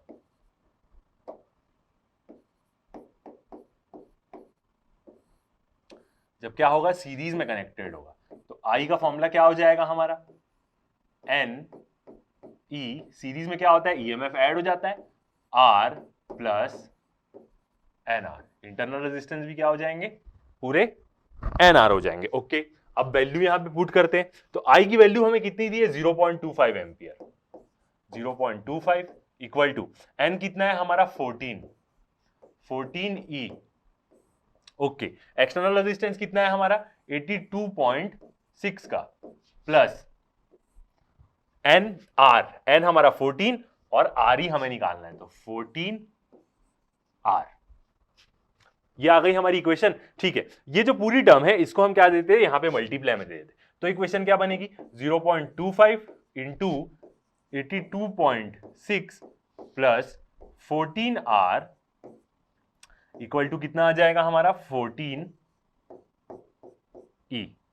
तो ये क्या बन गई हमारी एक इक्वेशन। ठीक है, ये बन गई हमारी एक थोक इक्वेशन। अब देखते हैं हम उसकी पैरेलल वाली। ठीक है, तो हमें क्या करते हैं, इस इक्वेशन को और एक बार सिंप्लीफाई कर देते हैं ताकि हम क्या कर पाए, उसको मल्टीप्लाई भी कर लेते ताकि वो सिंप्लीफाई हो जाए। तो 0.25 इंटू 82.6 कितना हो जाएगा हमारा, 0.25 इंटू 82.6 हो जाएगा हमारा 20.65, 20.65। ये जब 0.25 और 82.6 को मल्टीप्लाई किए, ओके, प्लस 0.25 इंटू 14 और आर भी रहेगा तो कितना आ जाएगा 3.5 आर, और इक्वल टू क्या आ जाएगा, राइट हैंड साइड में क्या है हमारा 14 ही है, तो 14 ई। ये बन गई हमारी किसकी इक्वेशन, सीरीज वाले की इक्वेशन बन गई। अब हम देखते हैं कि जब पैरेलल में होगा, एक इक्वेशन मिल गई, इस इक्वेशन की नंबरिंग भी कर देते हैं, चलिए, ये हो जाएगी हमारी इक्वेशन 1। ओके, अब देखते हैं हम पैरेलल में क्या होगा। तो पैरेलल में करंट की इक्वेशन क्या रहेगी, आई ई, ईएमएफ तो उतना ही रहेगा, divide by R external resistance plus R by M, यही आएगी हमारी इक्वेशन बिल्कुल पैरेलल की। अब इसमें भी वैल्यू पुट करते हैं हम। पैरेलल में करंट कितना है हमारा 25 एम्पियर का है, तो 25 इक्वल टू ई वैसे ही रहेगा, divide by R, external resistance कितना है 0.053 ओम्स का है, तो 0.053 प्लस आर ही हमको निकालना है, और एम कितना है हमारा 14। ओके, तो इसको हम क्या करते हैं और सॉल्व करते हैं, 14 ले लेते हैं इसका, साथ में एलसीएम, तो हमारा कितना आ जाएगा, बिल्कुल, तो आई की वैल्यू हमारी क्या है, अभी हमने पुट करी है क्या, आई की वैल्यू हमने ले ली, ओके 25, तो क्या होगा 25 इक्वल टू ई, यहां पे नीचे में क्या है हमारा 14 आ रहा है। ठीक है, अब हमें क्या करना पड़ेगा, 0.053 के नीचे कुछ नहीं है, 1 है, तो जो इसके नीचे 14 आएगा और 14 को मल्टीप्लाई करना पड़ेगा 0.053 से, 0.053 से 14 को मल्टीप्लाई करेंगे तो कितना आएगा हमारा 0.742, 0.742 प्लस आर, 0.742 आ रहा है बिल्कुल। अब ये 14 नीचे में है तो इसको ऊपर में दे देंगे, तो क्या हो जाएगा 25 equal to 14E divide by 0.742 plus R. अब ये टर्म को पूरा इधर दे देंगे, तो 25 ब्रैकेट में 0.742 plus are equal to 14E, ये रहेगा, अंदर मल्टीप्लाई करते हैं, 25 इंटू क्या करेंगे 0.742 करेंगे, तो 25 से जब हम मल्टीप्लाई करेंगे 0.42 से तो क्या आएगा हमारा 18.55 आएगा, प्लस 25 आर, ये आर के साथ ही मल्टीप्लाई होगा, इक्वल टू 14E। तो ये क्या आ गई हमारी सेकेंड इक्वेशन। ठीक है, दो इक्वेशन मिल गई हमें, और दोनों इक्वेशन के, ये जो इक्वेशन फर्स्ट वाली मिली थी इसके भी आरएचएस में क्या है, ई है, 14 है, और इसमें भी क्या है 14 ही है, तो दोनों को हम क्या कर सकते हैं, कंपेयर कर सकते हैं, बिल्कुल, दोनों जब एक दूसरे के बराबर है 14 ही के, तो हम क्या कर सकते हैं, दोनों को कंपेयर कर सकते हैं। तो कंपेयरिंग शॉर्ट फॉर्म में लिखूंगा मैं, EQ equation 1 and 2 we get, जब दोनों को हम कंपेयर करेंगे तो हमारी इक्वेशन क्या बनेगी 20.65 आर। देखते हैं वहां पे इक्वेशन क्या आई थी, 20.65 आर नहीं है बस वहां पे 20.65 प्लस 3.5 आर, तो 20.65 प्लस 3.5 आर इक्वल टू क्या आ जाएगा, ये वाली इक्वेशन 18.55, बिल्कुल 18.55 प्लस कितना है 25 आर। ओके, तो ये क्या आ गई, हमारी इक्वेशन आ गई। अब हम यहां से क्या कर सकते हैं, ई कैंसल आउट हो गया, आर निकाल लेंगे, किसी भी इक्वेशन से ई निकाल सकते हैं। ओके, तो करते हैं 20.65 और ये 18.55 को इधर ले लेंगे, तो 18.55 इक्वल टू 25 आर को वहीं रखते हैं और ये 3.5 उधर चले जाएगा, तो 3.5 आर माइनस में चले जाएगा। ओके, तो 20.65 माइनस 18.55 करेंगे हमारा, तो कितना आ जाएगा 2.1 इक्वल टू 25 माइनस 3.5 करेंगे तो हमारा कितना आ जाएगा 21.5 आर आ जाएगा। तो इसका मतलब आर इक्वल टू कितना होगा 2.1 डिवाइड बाय 21.5, ऐसी होगा। आर को हम 2.1 डिवाइड बाय 21.5 करेंगे तो इक्वल टू आ जाएगा 0.09, बिल्कुल 0.09 आ जाएगा। ओके, तो ये क्या आ जाएगा हमारा इंटरनल रेजिस्टेंस। 14 जो सेल है, 14 सेल का एक सेल का इंडिविजुअल इंटरनल रेजिस्टेंस है ये, मतलब सबका इंटरनल रेजिस्टेंस क्या है 0.09। ठीक है, आप चाहें तो इसको राउंड ऑफ करके भी लिख सकते हैं 0.1 ओम, 0.1 ओम। तो ये क्या आ गया हमारा, एक आंसर आ गया। हमें यही निकालने बोला था कि सारे 14 सेल्स का इंटरनल रेजिस्टेंस निकालो और ईएमएफ निकालो, तो हमने इंटरनल रेजिस्टेंस निकाल लिया सबका। ठीक है, तो अब हम नेक्स्ट कैलकुलेट करते हैं क्या, ईएमएफ निकालेंगे सारे सेल्स की। तो किसी भी एक इक्वेशन में हम उसको पुट कर दें, 2 में या 1 में, कहीं पे भी पुट करेंगे, आर की वैल्यू तो है मिल जाएगी, तो हम क्या करते हैं 1 में पुट कर लेते हैं यहां पे आर की वैल्यू, और आर की वैल्यू क्या है लगभग 0.05 ही आई है, बिल्कुल। तो आर की वैल्यू हम पुट कर लेते हैं, 0.09 है, एक सेकेंड, 0.09 है, तो इसकी वैल्यू कितनी ली जा रही है, ओके, तो हम कैसे पुट करें, 1 ओम भी लिख सकते हैं, ठीक है 0.09 ही पुट कर दे, तो आंसर क्या हो जाएगा हमारा, और करेक्ट आएगा। ओके, तो 0.09 ही राउंड ऑफ नहीं करते हैं, आंसर क्या आ जाएगा, और करेक्ट आ जाएगा। ये हो गया हमारा 0.09 ओम्स का आंसर। ओके, अब इसको हम क्या करेंगे 1 में पुट कर देंगे, तो पुटिंग इन 1 इन इक्वेशन 1 में पुट करेंगे, तो 1 इक्वेशन क्या है हमारी, देखते हैं 20.65 plus 3.5 R equal to 14 okay, तो क्या है हमारी 1 equation 20.65 plus 3.5 R equal to 14 यही है हमारी इक्वेशन। ओके, इक्वेशन 1, तो अब यहां पे पुट करते हैं हम, तो क्या हो जाएगा 20.65 प्लस 3.5 इंटू 0.09 डिवाइड बाय 14, तो यही क्या आ जाएगा हमारा ई। तो यहां से हम इसको सॉल्व करेंगे तो हमारा ई कितना आ जाएगा 1.49 या 1.5। ठीक है, तो वो कब लेंगे हम 1 लेंगे, यहां से हम इसको सॉल्व करेंगे तो कौन सा वाला आंसर लिखे, क्योंकि मेरे पास 2 आंसर है, मैंने एक बार राउंड ऑफ करके भी निकाल के दिखा है और एक नॉर्मल भी लिखा है। तो आंसर आ जाएगा हमारा ई इक्वल टू 1.49, जो किसके बराबर हम ले सकते हैं इसको 1.5 वोल्ट्स के, तो ये आ जाएगा हमारा आंसर। ओके, तो ये आ गया हमारा आंसर। तो ईएमएफ भी निकाल ली हमने और इंटरनल रेजिस्टेंस भी निकाल लिया, राउंड ऑफ कर लिए तो हल्की सी वैल्यू क्या हो जाएगी, थोड़ी सी चेंज हो जाएगी, बट जो भी आप आंसर निकालेंगे वो आंसर क्या आएगा, एकदम सही आएगा। यदि कुछ उसमें पॉइंट के बाद कुछ डिफरेंस हुआ कोई फर्क नहीं पड़ता, यदि आप सही तरीके से उसको बनाएंगे। ओके, तो ये वाला क्वेश्चन भी हो गया हमारा।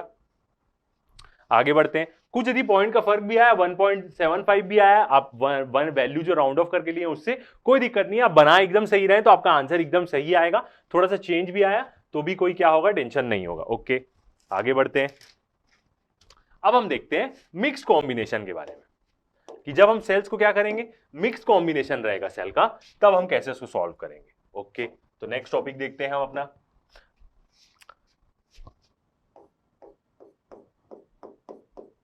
Mixed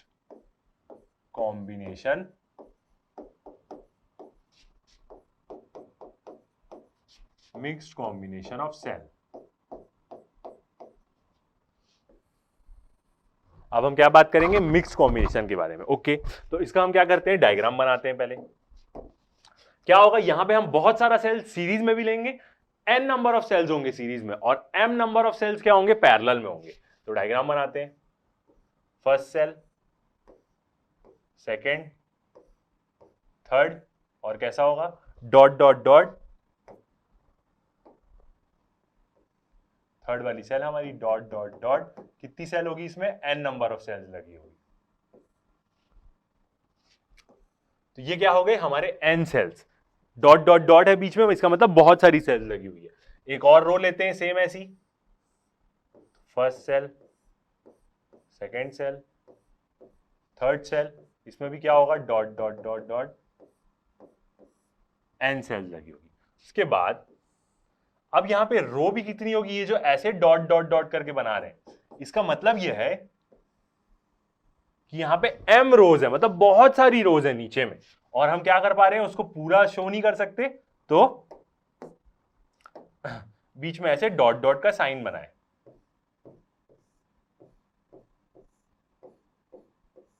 dot dot dot,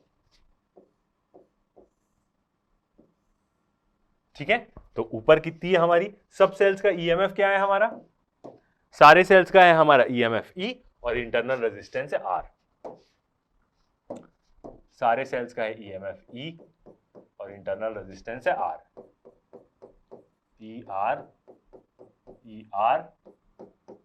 E comma R, सबका वही है।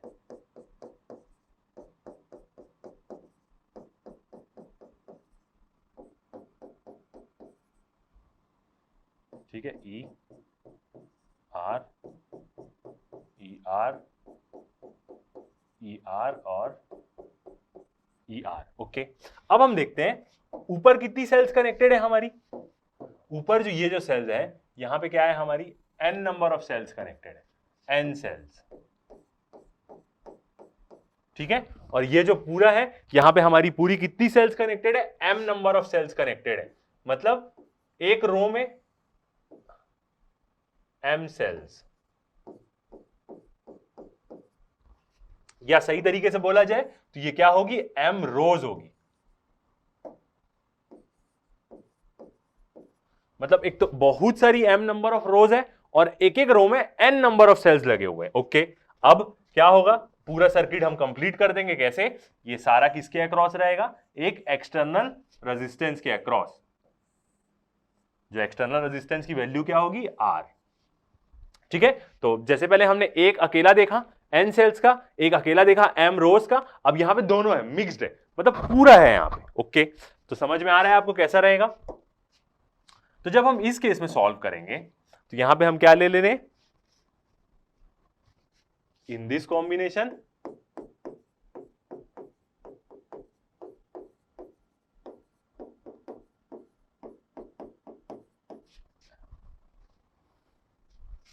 some cells are connected in series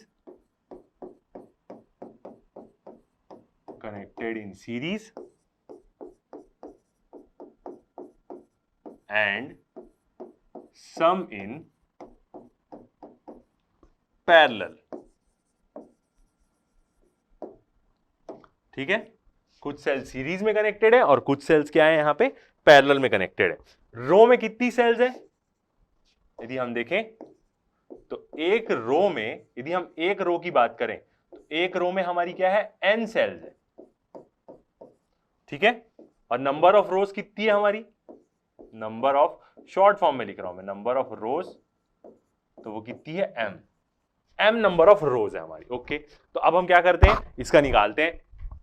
ठीक है, तो डायग्राम आप एक बार देख लीजिए अच्छे से, दिमाग में बैठा लीजिए। m नंबर ऑफ रोज लगी, मतलब बहुत सारी रो है और एक रो में बहुत सारे सेल लगे हुए हैं। ठीक है, तो अब हम निकालते हैं इक्विवेलेंट ईएमएफ पूरे का।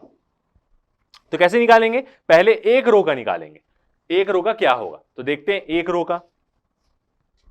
तो फर्स्ट हम देखते हैं क्या, इक्विवेलेंट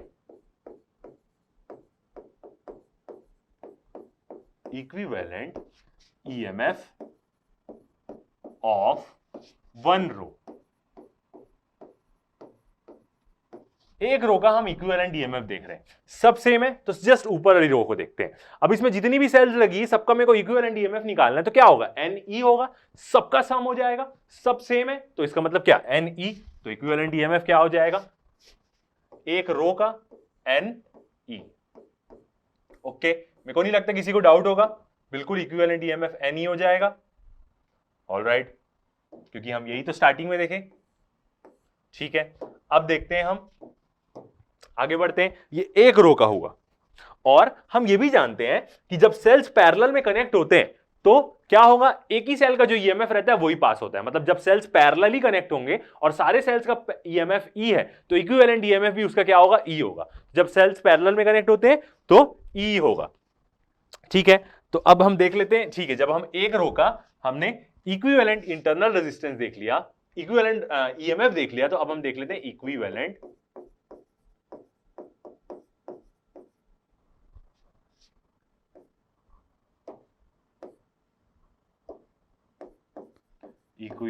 इंटरनल रेजिस्टेंस।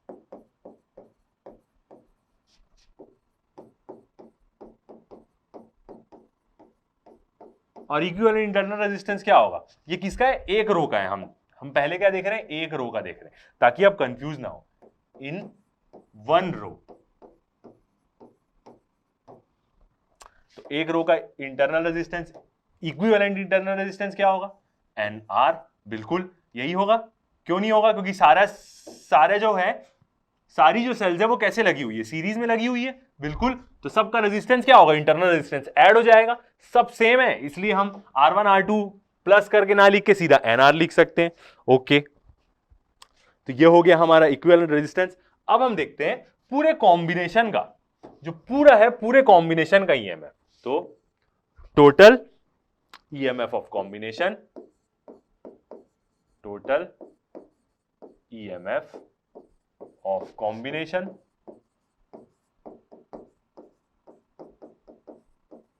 क्या होगी, टोटल ईएमएफ भी पूरे कॉम्बिनेशन की क्या होगी, NE होगी। बिल्कुल, क्यों, क्योंकि एक रो का हमारा ईएमएफ मिल रहा है NE। ठीक है, और हमें पता है पैरेलल में कि कितना भी हम कितनी भी m रोज लगा दे, हमें ईएमएफ कितना मिलेगा, NE मिलेगा। मतलब एक रो जितनी है उतना ही हमें, एक रो जितना ही हमें ईएमएफ मिलेगा, चाहे कितना भी हम उसके साथ पैरेलल लगा दे। ओके, तो टोटल ईएमएफ क्या होगा, टोटल ईएमएफ का मतलब क्या है कि इक्विवेलेंट ईएमएफ पूरे सर्किट का, पूरा सर्किट कितना ईएमएफ जनरेट करेगा, NE ईएमएफ जनरेट करेगा। मतलब एक रो में कितने सेल्स लगे रहते हैं, सब रो में हम नंबर ऑफ सेल्स सेम लिए, n सेल्स सब में लगे हुए हैं, मतलब एक में 30 लगे होंगे तो सब में 30 लगे होंगे फॉर एग्जांपल। तो एक रो जितना ईएमएफ जनरेट करेगी उतना ही क्या होगा, हमारा ईएमएफ होगा। तो ये क्या है, हमारा इक्विवेलेंट ईएमएफ है पूरे कॉम्बिनेशन का।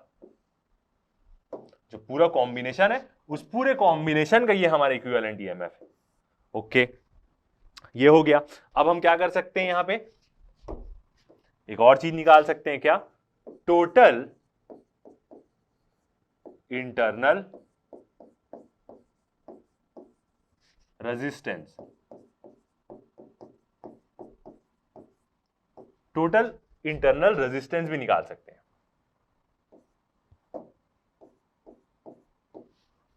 अब टोटल इंटरनल रेजिस्टेंस हम कैसे निकाल सकते हैं, ये किसका निकालेंगे, पूरे कॉम्बिनेशन का निकाल रहे हैं ना हम ऑफ कॉम्बिनेशन।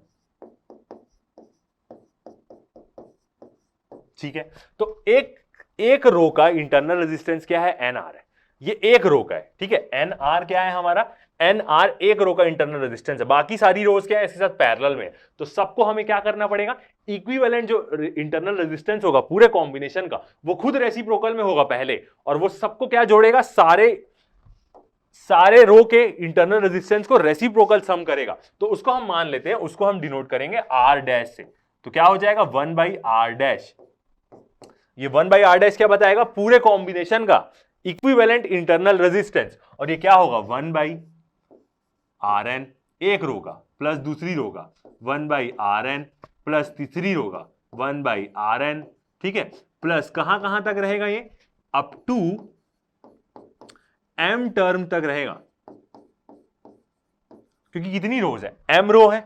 तो अब इसको हम क्या करते हैं, यहां पे ऐसे करके लिखते हैं, तो ये 1/r कितना हो जाएगा, इसका मतलब 1/r इक्वल टू हो जाएगा m टर्म तक रहेगा, तो इसका मतलब हो जाएगा m/rn, यही हो जाएगा m/rn। इसका मतलब जब m/rn है और ये क्या है हमारा r डैश से इसको हम डिनोट कर रहे हैं, तो r डैश को ऊपर ले जाएंगे, तो r डैश इक्वल टू क्या हो जाएगा हमारा rn/m। तो ये जो है हमारा क्या आएगा, ये होगा हमारा इक्विवेलेंट इंटरनल रेजिस्टेंस पूरे कॉम्बिनेशन का, ये इंटरनल रेजिस्टेंस होगा। सब निकाल लिया हमने, पूरे कॉम्बिनेशन की ईएमएफ निकाल ली इक्विवेलेंट, और पूरे कॉम्बिनेशन का हमने टोटल इंटरनल रेजिस्टेंस निकाल लिया। सिंपल। अब क्या करेंगे, सीधा इसको करंट के इक्वेशन में पुट कर देंगे, तो आ जाएगा हमारा रेजिस्टेंस। ठीक है, इसके पहले एक और चीज करनी पड़ेगी हमें, तो ये जो आया हमारा, ये किसका आया हमारा, r dash is equal to rn/m आया हमारा, ये पूरे सेल्स का, एक रो के n नंबर ऑफ सेल्स और m नंबर ऑफ रोज का क्या आया हमारा, इक्विवेलेंट इंटरनल रेजिस्टेंस आया। बट एक और रेजिस्टेंस है यहां पे साथ में, क्या, R, ठीक है। तो ये कॉम्बिनेशन का आया, पूरे सर्किट का नहीं आया, सर्किट में एक और रेजिस्टेंस है R, तो ये रेजिस्टेंस क्या होगा, उससे ऐड होगा। क्यों, क्योंकि ये पूरे सर्किट के साथ R क्या है हमारा, सीरीज में। तो total resistance of the circuit क्या होगा, टोटल रेजिस्टेंस ऑफ सर्किट, या हम बोले पूरे सर्किट का इक्विवेलेंट रेजिस्टेंस, तो वो क्या हो जाएगा R, क्योंकि वो सीरीज में है, प्लस यहां पे क्या आया है हमारे R डैश की वैल्यू rn/m, तो प्लस rn/m, ये आ गया हमारा टोटल इक्विवेलेंट रेजिस्टेंस पूरे सर्किट का, कॉम्बिनेशन और एक एक्सटर्नल रेजिस्टेंस के साथ का भी। तो अब हम देख लेते हैं करंट, नेक्स्ट पॉइंट हम देखेंगे current in resistance R, resistance R में कितना करंट जाएगा, तो उसकी वैल्यू देखते हैं, I, ऊपर में क्या रहेगा, पूरा इक्विवेलेंट ईएमएफ आएगी, तो वो क्या आई है उसकी वैल्यू, NE आई है। ओके, टोटल रेजिस्टेंस क्या है सर्किट का, R प्लस rn/m, तो ये आ जाएगी हमारी करंट की इक्वेशन। ठीक है, कब आएगी ऐसी इक्वेशन, जब पूरा कॉम्बिनेशन होगा, n number of cell series में लगे होंगे और m नंबर ऑफ रोज होगी, तो उस केस में हमारी करंट की इक्वेशन क्या आएगी, NE/R rn/m। ठीक है, n मतलब क्या है, एक रो में कितने सेल्स लगे हैं, m मतलब क्या है, कितनी नंबर ऑफ रोज है। ओके, तो अब हम यहां पे देखते हैं नेक्स्ट चीज, कि यहां पे प्रीवियस दोनों जो केस हमने देखा सीरीज और पैरेलल का, वहां पे हमने ये चीज देखी कि करंट की मैक्सिमम वैल्यू कब हो रही है, तो यहां पे हम मैक्सिमम, शॉर्ट फॉर्म में लिख रहा हूं मैं, मैक्सिमम वैल्यू ऑफ करंट। तो करंट की मैक्सिमम वैल्यू क्या होगी बताओ, किस कंडीशन में होगी, जब एक्सटर्नल रेजिस्टेंस है, एक्सटर्नल रेजिस्टेंस बराबर होगा कॉम्बिनेशन के इक्विवेलेंट इंटरनल रेजिस्टेंस के। कॉम्बिनेशन का इक्विवेलेंट इंटरनल रेजिस्टेंस क्या है, rn/m। प्रीवियस जब हम सीरीज पैरेलल का केस देख रहे थे, तो हम देखते थे कि एक चीज बहुत बड़ी हो गई और अगली बहुत छोटी हो गई। मतलब हम क्या मानते थे कि जो एक्सटर्नल रेजिस्टेंस हम लिए वो बहुत बड़ा हो गया as compare to internal resistance, तो एक वैल्यू इग्नोर हो जाती थी। दूसरा केस हम ये देखते थे कि इंटरनल इक्विवेलेंट इंटरनल रेजिस्टेंस पूरे कॉम्बिनेशन का बहुत बड़ा हो गया as compare to external resistance, तो एक वैल्यू इग्नोर हो जाती थी, दोनों में से एक। यहां पे क्या होगा इस इक्वेशन में, यदि हम देखें तो यदि हम किसी एक वैल्यू को बड़ा मानेंगे, यही दोनों के बीच में हम कंपेयर करते थे, तो यदि मैं R को बोलूंगा कि R बहुत बड़ा है एज कंपेयर टू ये, ठीक है, तो क्या होगा, R बढ़ेगा तो I इंक्रीज होगा। ठीक है, अच्छे समझिएगा, R की वैल्यू यदि ये दोनों में से मैं बोलता हूं कि R बहुत बड़ा है इक्विवेलेंट इंटरनल रेजिस्टेंस के कॉम्बिनेशन से, R बड़ा होगा तो I की वैल्यू इंक्रीज होगी। ठीक है, अब यदि मैं बोल दूं कि नहीं, इक्विवेलेंट इंटरनल रेजिस्टेंस बहुत बड़ा है एज कंपेयर टू आर, ये बड़ा होगा तो भी आई की वैल्यू इंक्रीज होगी। मतलब यदि दोनों में से कोई भी बड़ा हुआ तो करंट की वैल्यू इंक्रीज होगी ही होगी। तो मैक्सिमम वैल्यू करंट की कब होगी? जब दोनों क्या होंगे? हमारे बराबर होंगे। ठीक है, सॉरी एक चीज मैं और गलत बोल दिया, ये रेसिप्रोकल में है, याद रखिएगा। तो यदि ये एक भी वैल्यू इंक्रीज हुई, जैसे इसको हम देखते हैं, ठीक है, इक्वेशन से देख लेते हैं क्या है, रेसिप्रोकल में है, तो मैंने उल्टा बोल दिया, मैंने ये बोल दिया कि इंक्रीज होगी, डिक्रीज होगी, क्योंकि ये रेसिप्रोकल में। कैसे देखते हैं, आई हमारा कितना है, आई है हमारा, ये जो करंट की इक्वेशन है वो क्या आ रही है, N E by R plus R N by M आ रही है। ओके, तो अब एक एक वैल्यू को देखते हैं। ये दोनों क्या है, रेसिप्रोकल में। यदि एक वैल्यू बड़ी होती, यदि ये वैल्यू सिर्फ बड़ी हुई इससे, तो भी करंट कम होगा। ठीक है, और यदि आर भी इंक्रीज हुआ इसके कंपेयर में, तो भी करंट कम होगा। तो दोनों में से कोई भी बढ़ता है तो करंट की वैल्यू क्या होगी, यहां पे डिक्रीज होगी ही होगी। तो करंट की वैल्यू मैक्सिमम कब हो पाएगी, जब दोनों की वैल्यू क्या हो, बराबर हो। तो ये दोनों की वैल्यू जब बराबर होगी तभी करंट क्या होगा, सर्किट में मैक्सिमम फ्लो होगा। ओके, दोनों में से किसी भी एक की वैल्यू बढ़ती है तो करंट की वैल्यू कम हो जाएगी। तो इसलिए दोनों की वैल्यू बराबर होनी चाहिए, दोनों की वैल्यू किसी और से बड़ी नहीं होनी चाहिए। तो ये क्या है, हमारी कंडीशन है कब की, जब मैक्सिमम करंट यदि हम फ्लो कराना चाहते हैं इस कॉम्बिनेशन में, तो आर मतलब एक्सटर्नल रेजिस्टेंस जो है वो इक्विवेलेंट इंटरनल रेजिस्टेंस के क्या होना चाहिए, सेम होना चाहिए, तभी क्या होगा, मैक्सिमम करंट फ्लो होगा। कभी कभी आपको क्वेश्चन में पूछेगा कि एकदम बेस्ट फॉर्म में डिजाइन करिए एक कॉम्बिनेशन को जिसमें n number of cells series में लगे, m number of cells parallel में लगे, बेस्ट वे में डिजाइन करिए। इसका मतलब अब ये होगा कि वहां पे करंट वो मैक्सिमम चाह रहा है, तो ये इक्वेशन हम यूज करके क्या करेंगे, उसको डिजाइन करेंगे। ओके, तो ये कंडीशन है हमारी, R is equal to M, condition for maximum current. सही तरीके से बोले तो ये क्या होगा हमारा, इसको हम और अच्छे से लिख सकते हैं,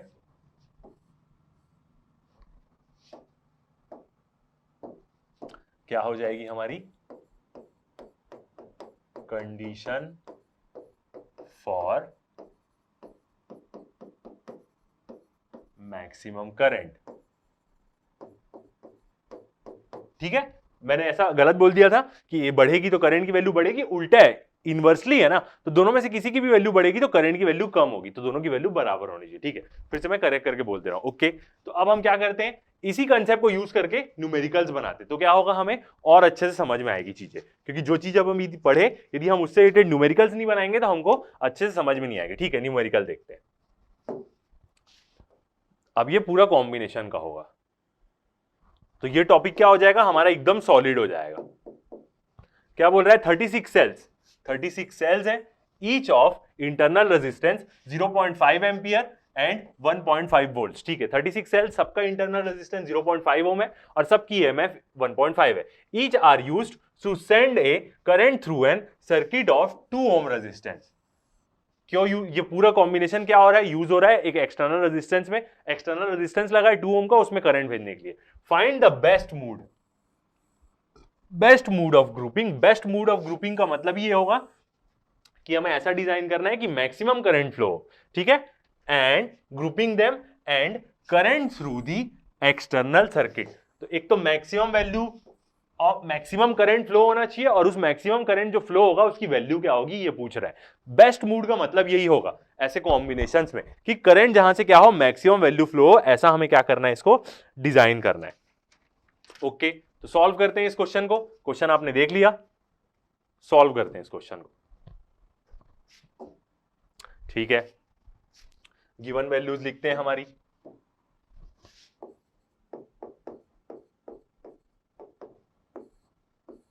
क्या क्या गिवन है हमें, 36 सेल्स दिया है। ठीक है, तो यहां पे जब हम ऐसा ग्रुपिंग वाला क्वेश्चन लेंगे ना, तो यहां पे हम गिवन में कैसा लिखेंगे, m इंटू एन लिखेंगे, याद रखिएगा। वो किसी एक m और किसी एक n की वैल्यू नहीं दिया, याद रखिएगा। टोटल 36 सेल है, जिसमें से कुछ सेल्स सीरीज में है और कुछ सेल्स पैरेलल में, याद रखिएगा। ठीक है, तो वो पूरे 36 सेल्स का कॉम्बिनेशन है, तो एम एन की वैल्यू लिखेंगे, याद रखना ये जब ऐसा ग्रुपिंग का क्वेश्चन होगा तो। और इंटरनल रेजिस्टेंस दिया है आर सारे सेल्स का, जो कितना है 0.5 ओम। ईएमएफ दिया है जो कितनी है 1.5 वोल्ट्स, और क्या दिया है हमें, एक्सटर्नल रेजिस्टेंस दिया है आर की वैल्यू, जिसकी वैल्यू क्या है हमारी 2 ohm. Okay, best mode of grouping करना है इन लोगों को, एकदम बेस्ट मूड में ग्रुप करना है इन लोगों को। तो क्या होगा, बेस्ट मूड ऑफ ग्रुपिंग कब होगा best mode of grouping, when maximum current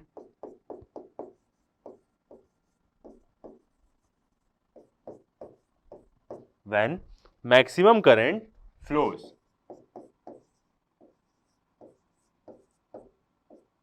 कब होगा बेस्ट ग्रुपिंग, जब करंट क्या होगा, मैक्सिमम फ्लो होगा। तो क्या कंडीशन होगी मैक्सिमम करंट की, मैक्सिमम करंट की कंडीशन होगी हमारी R is equal to N R by M, यही होगी हमारी मैक्सिमम कंडीशन। अब हमें क्या दिया हुआ है, यहां पे हमें एम एन इक्वल टू 36 दिया है, तो यहां से मैं क्या कर सकता हूं, किसी भी एक की वैल्यू निकाल सकता हूं। ओके, तो पहले तो मैं वहां पे वैल्यू पुट करता हूं।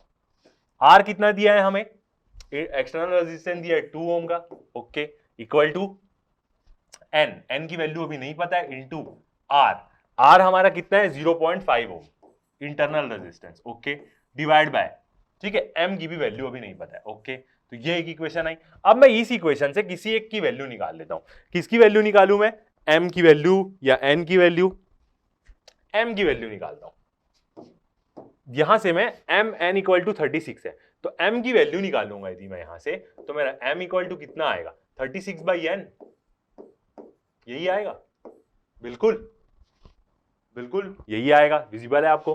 तो अब मैं यहां पे पुट कर देता हूं, तो कितना हो जाएगा, 2 इंटू एम की वैल्यू में पुट करूंगा 36 बाई एन, तो 36 नीचे में आएगा, एन ऊपर में चले जाएगा, तो एन स्क्वायर हो जाएगा, N square into 0.5 divide by 36, मैंने एम की वैल्यू पुट कर दी, ओके, इंटू कर देंगे इसको, इंटू कर देंगे 2 इंटू 36, तो कितना हो जाएगा हमारा, बिल्कुल, और भी हम इसको सॉल्व कर सकते हैं, 0.5 भी है, 2 इंटू 36 करेंगे हमारा, तो आ जाएगा 72, ठीक है, 72 हो गया, 0.5 को डिवाइड में दे देंगे, डिवाइड बाय 0.5, और यहां पे क्या है, n है, इक्वल टू, अब स्क्वायर हटाने के लिए क्या करेंगे, n का अंडर रूट लगा देंगे। जैसे ही हम इसको सॉल्व करेंगे तो n हमारा कितना आ जाएगा, 12 सेल्स आएगा, 12 सेल्स, और ये किसमें आएगा, 12 सेल्स इन वन रो, मतलब 12 सेल्स क्या है हमारे, एक रो में लगे हुए हैं, याद रखिएगा, ठीक है। अब हम निकाल लेते हैं m की वैल्यू, क्योंकि हमें पता है m और n इक्वल टू क्या है, m n इक्वल टू 36 है, m n equal to 36, n की वैल्यू हम पुट कर देंगे 12, तो m इक्वल टू क्या हो जाएगा, n की वैल्यू आई है 12, तो 36 बाई 12 कितना हो जाएगा, 3 आ जाएगा। तो 3 कितनी है, रोज, रोज यहां पे कितनी है हमारी, 3 रोज है, 3 नंबर ऑफ रोज है, मतलब 36 सेल्स कैसे अरेंज है, एक रो में 12 सेल्स है, और कितनी रो है, 3 रो है, 36 इंटू 3 कितना हो जाएगा हमारा, 12 हो जाएगा, ओके। एन और एम की वैल्यू आ गई हमारा, ठीक है। अब हम क्या कर सकते हैं, यहां पे मैक्सिमम करंट निकाल सकते हैं, बिल्कुल। क्या होता है हमारा करंट का रिलेशन, कॉम्बिनेशन में मतलब करंट की वैल्यू क्या होगी, हमें पता चल गया कितने सेल्स लगेंगे उससे मैक्सिमम करंट फ्लो होगा, तो करंट की वैल्यू हम कैसे निकालेंगे, N E by R plus N R by M, यही होती है हमारी इक्वेशन, बिल्कुल, ठीक है। अब हम इसको और थोड़ा सॉल्व कर लेते हैं, एम को हम नीचे ले लेंगे,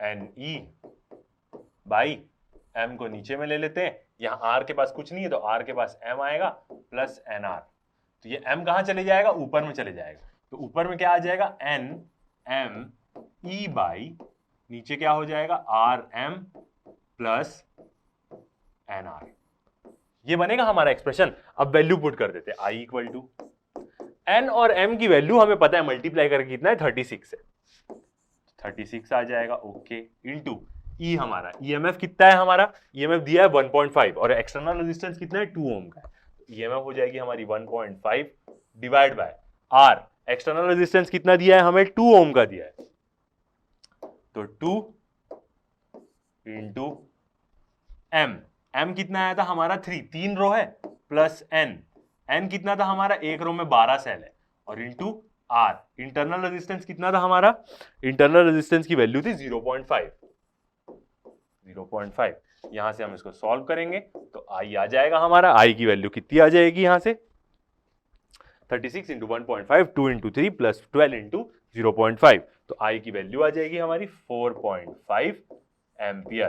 तो हमने उसको बेस्ट वे में ग्रुपिंग भी कर दिया और हमने करंट की वैल्यू भी निकाल ली, तो ये आ गया हमारा आंसर। ये क्वेश्चन भी सॉल्व हो गया, एकदम सिंपल क्वेश्चन है, जितने भी आप क्वेश्चन देख रहे हैं कोई बहुत ज्यादा मुश्किल है क्या बताइए, एकदम सिंपली सॉल्व हो रहे हैं सारे क्वेश्चन। ओके, बस आपको क्या दिक्कत होगी, प्लस माइनस करने में और मल्टीप्लाई करने में, वो तो कर ही सकते हैं मेरे हिसाब से। ओके, तो एक और क्वेश्चन देखते हैं लास्ट। हमने बोला था कि इस वीडियो में हम 3 डेरिवेशन करेंगे, 4 न्यूमेरिकल्स करेंगे, तो हमने तीनों डेरिवेशन कर लिया, 3 न्यूमेरिकल्स कर लिए, 1 न्यूमेरिकल्स और बचा है, तो देखते हैं इसको सॉल्व करते हैं।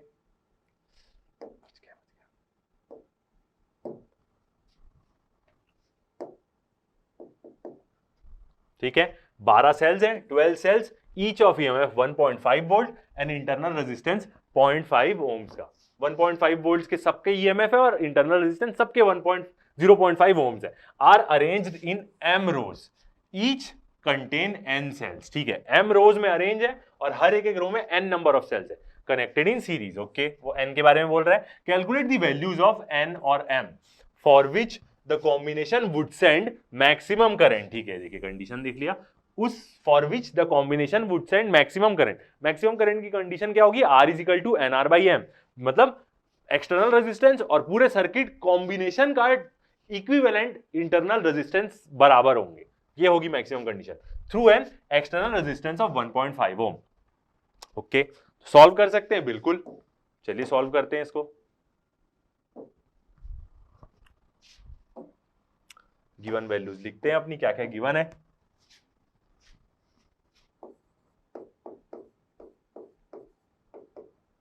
कितने सेल्स दिया है, 12 सेल्स दिया है। तो याद रखिएगा जब भी कॉम्बिनेशन का क्वेश्चन होगा वहां पे हम m इंटू n की वैल्यू दिया है, वो आपको क्वेश्चन पढ़ के समझ में आ जाएगा कि ये एक प्रकार के कॉम्बिनेशन का क्वेश्चन है, तो कितने सेल्स लगे हुए हैं उसकी वैल्यू। ऐसा नहीं कि m भी आप 12 ले लिए और n भी 12 ले लिए, तो फिर तो स्कीम हो जाएगा।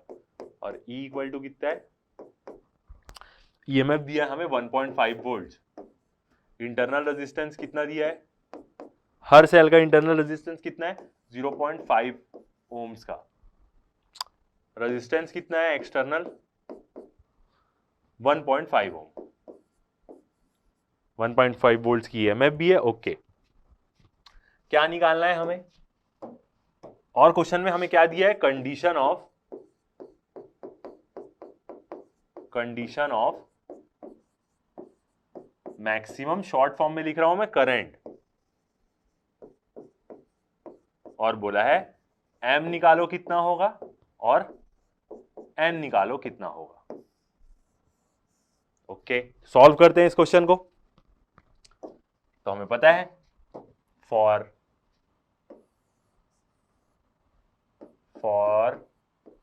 Max value of current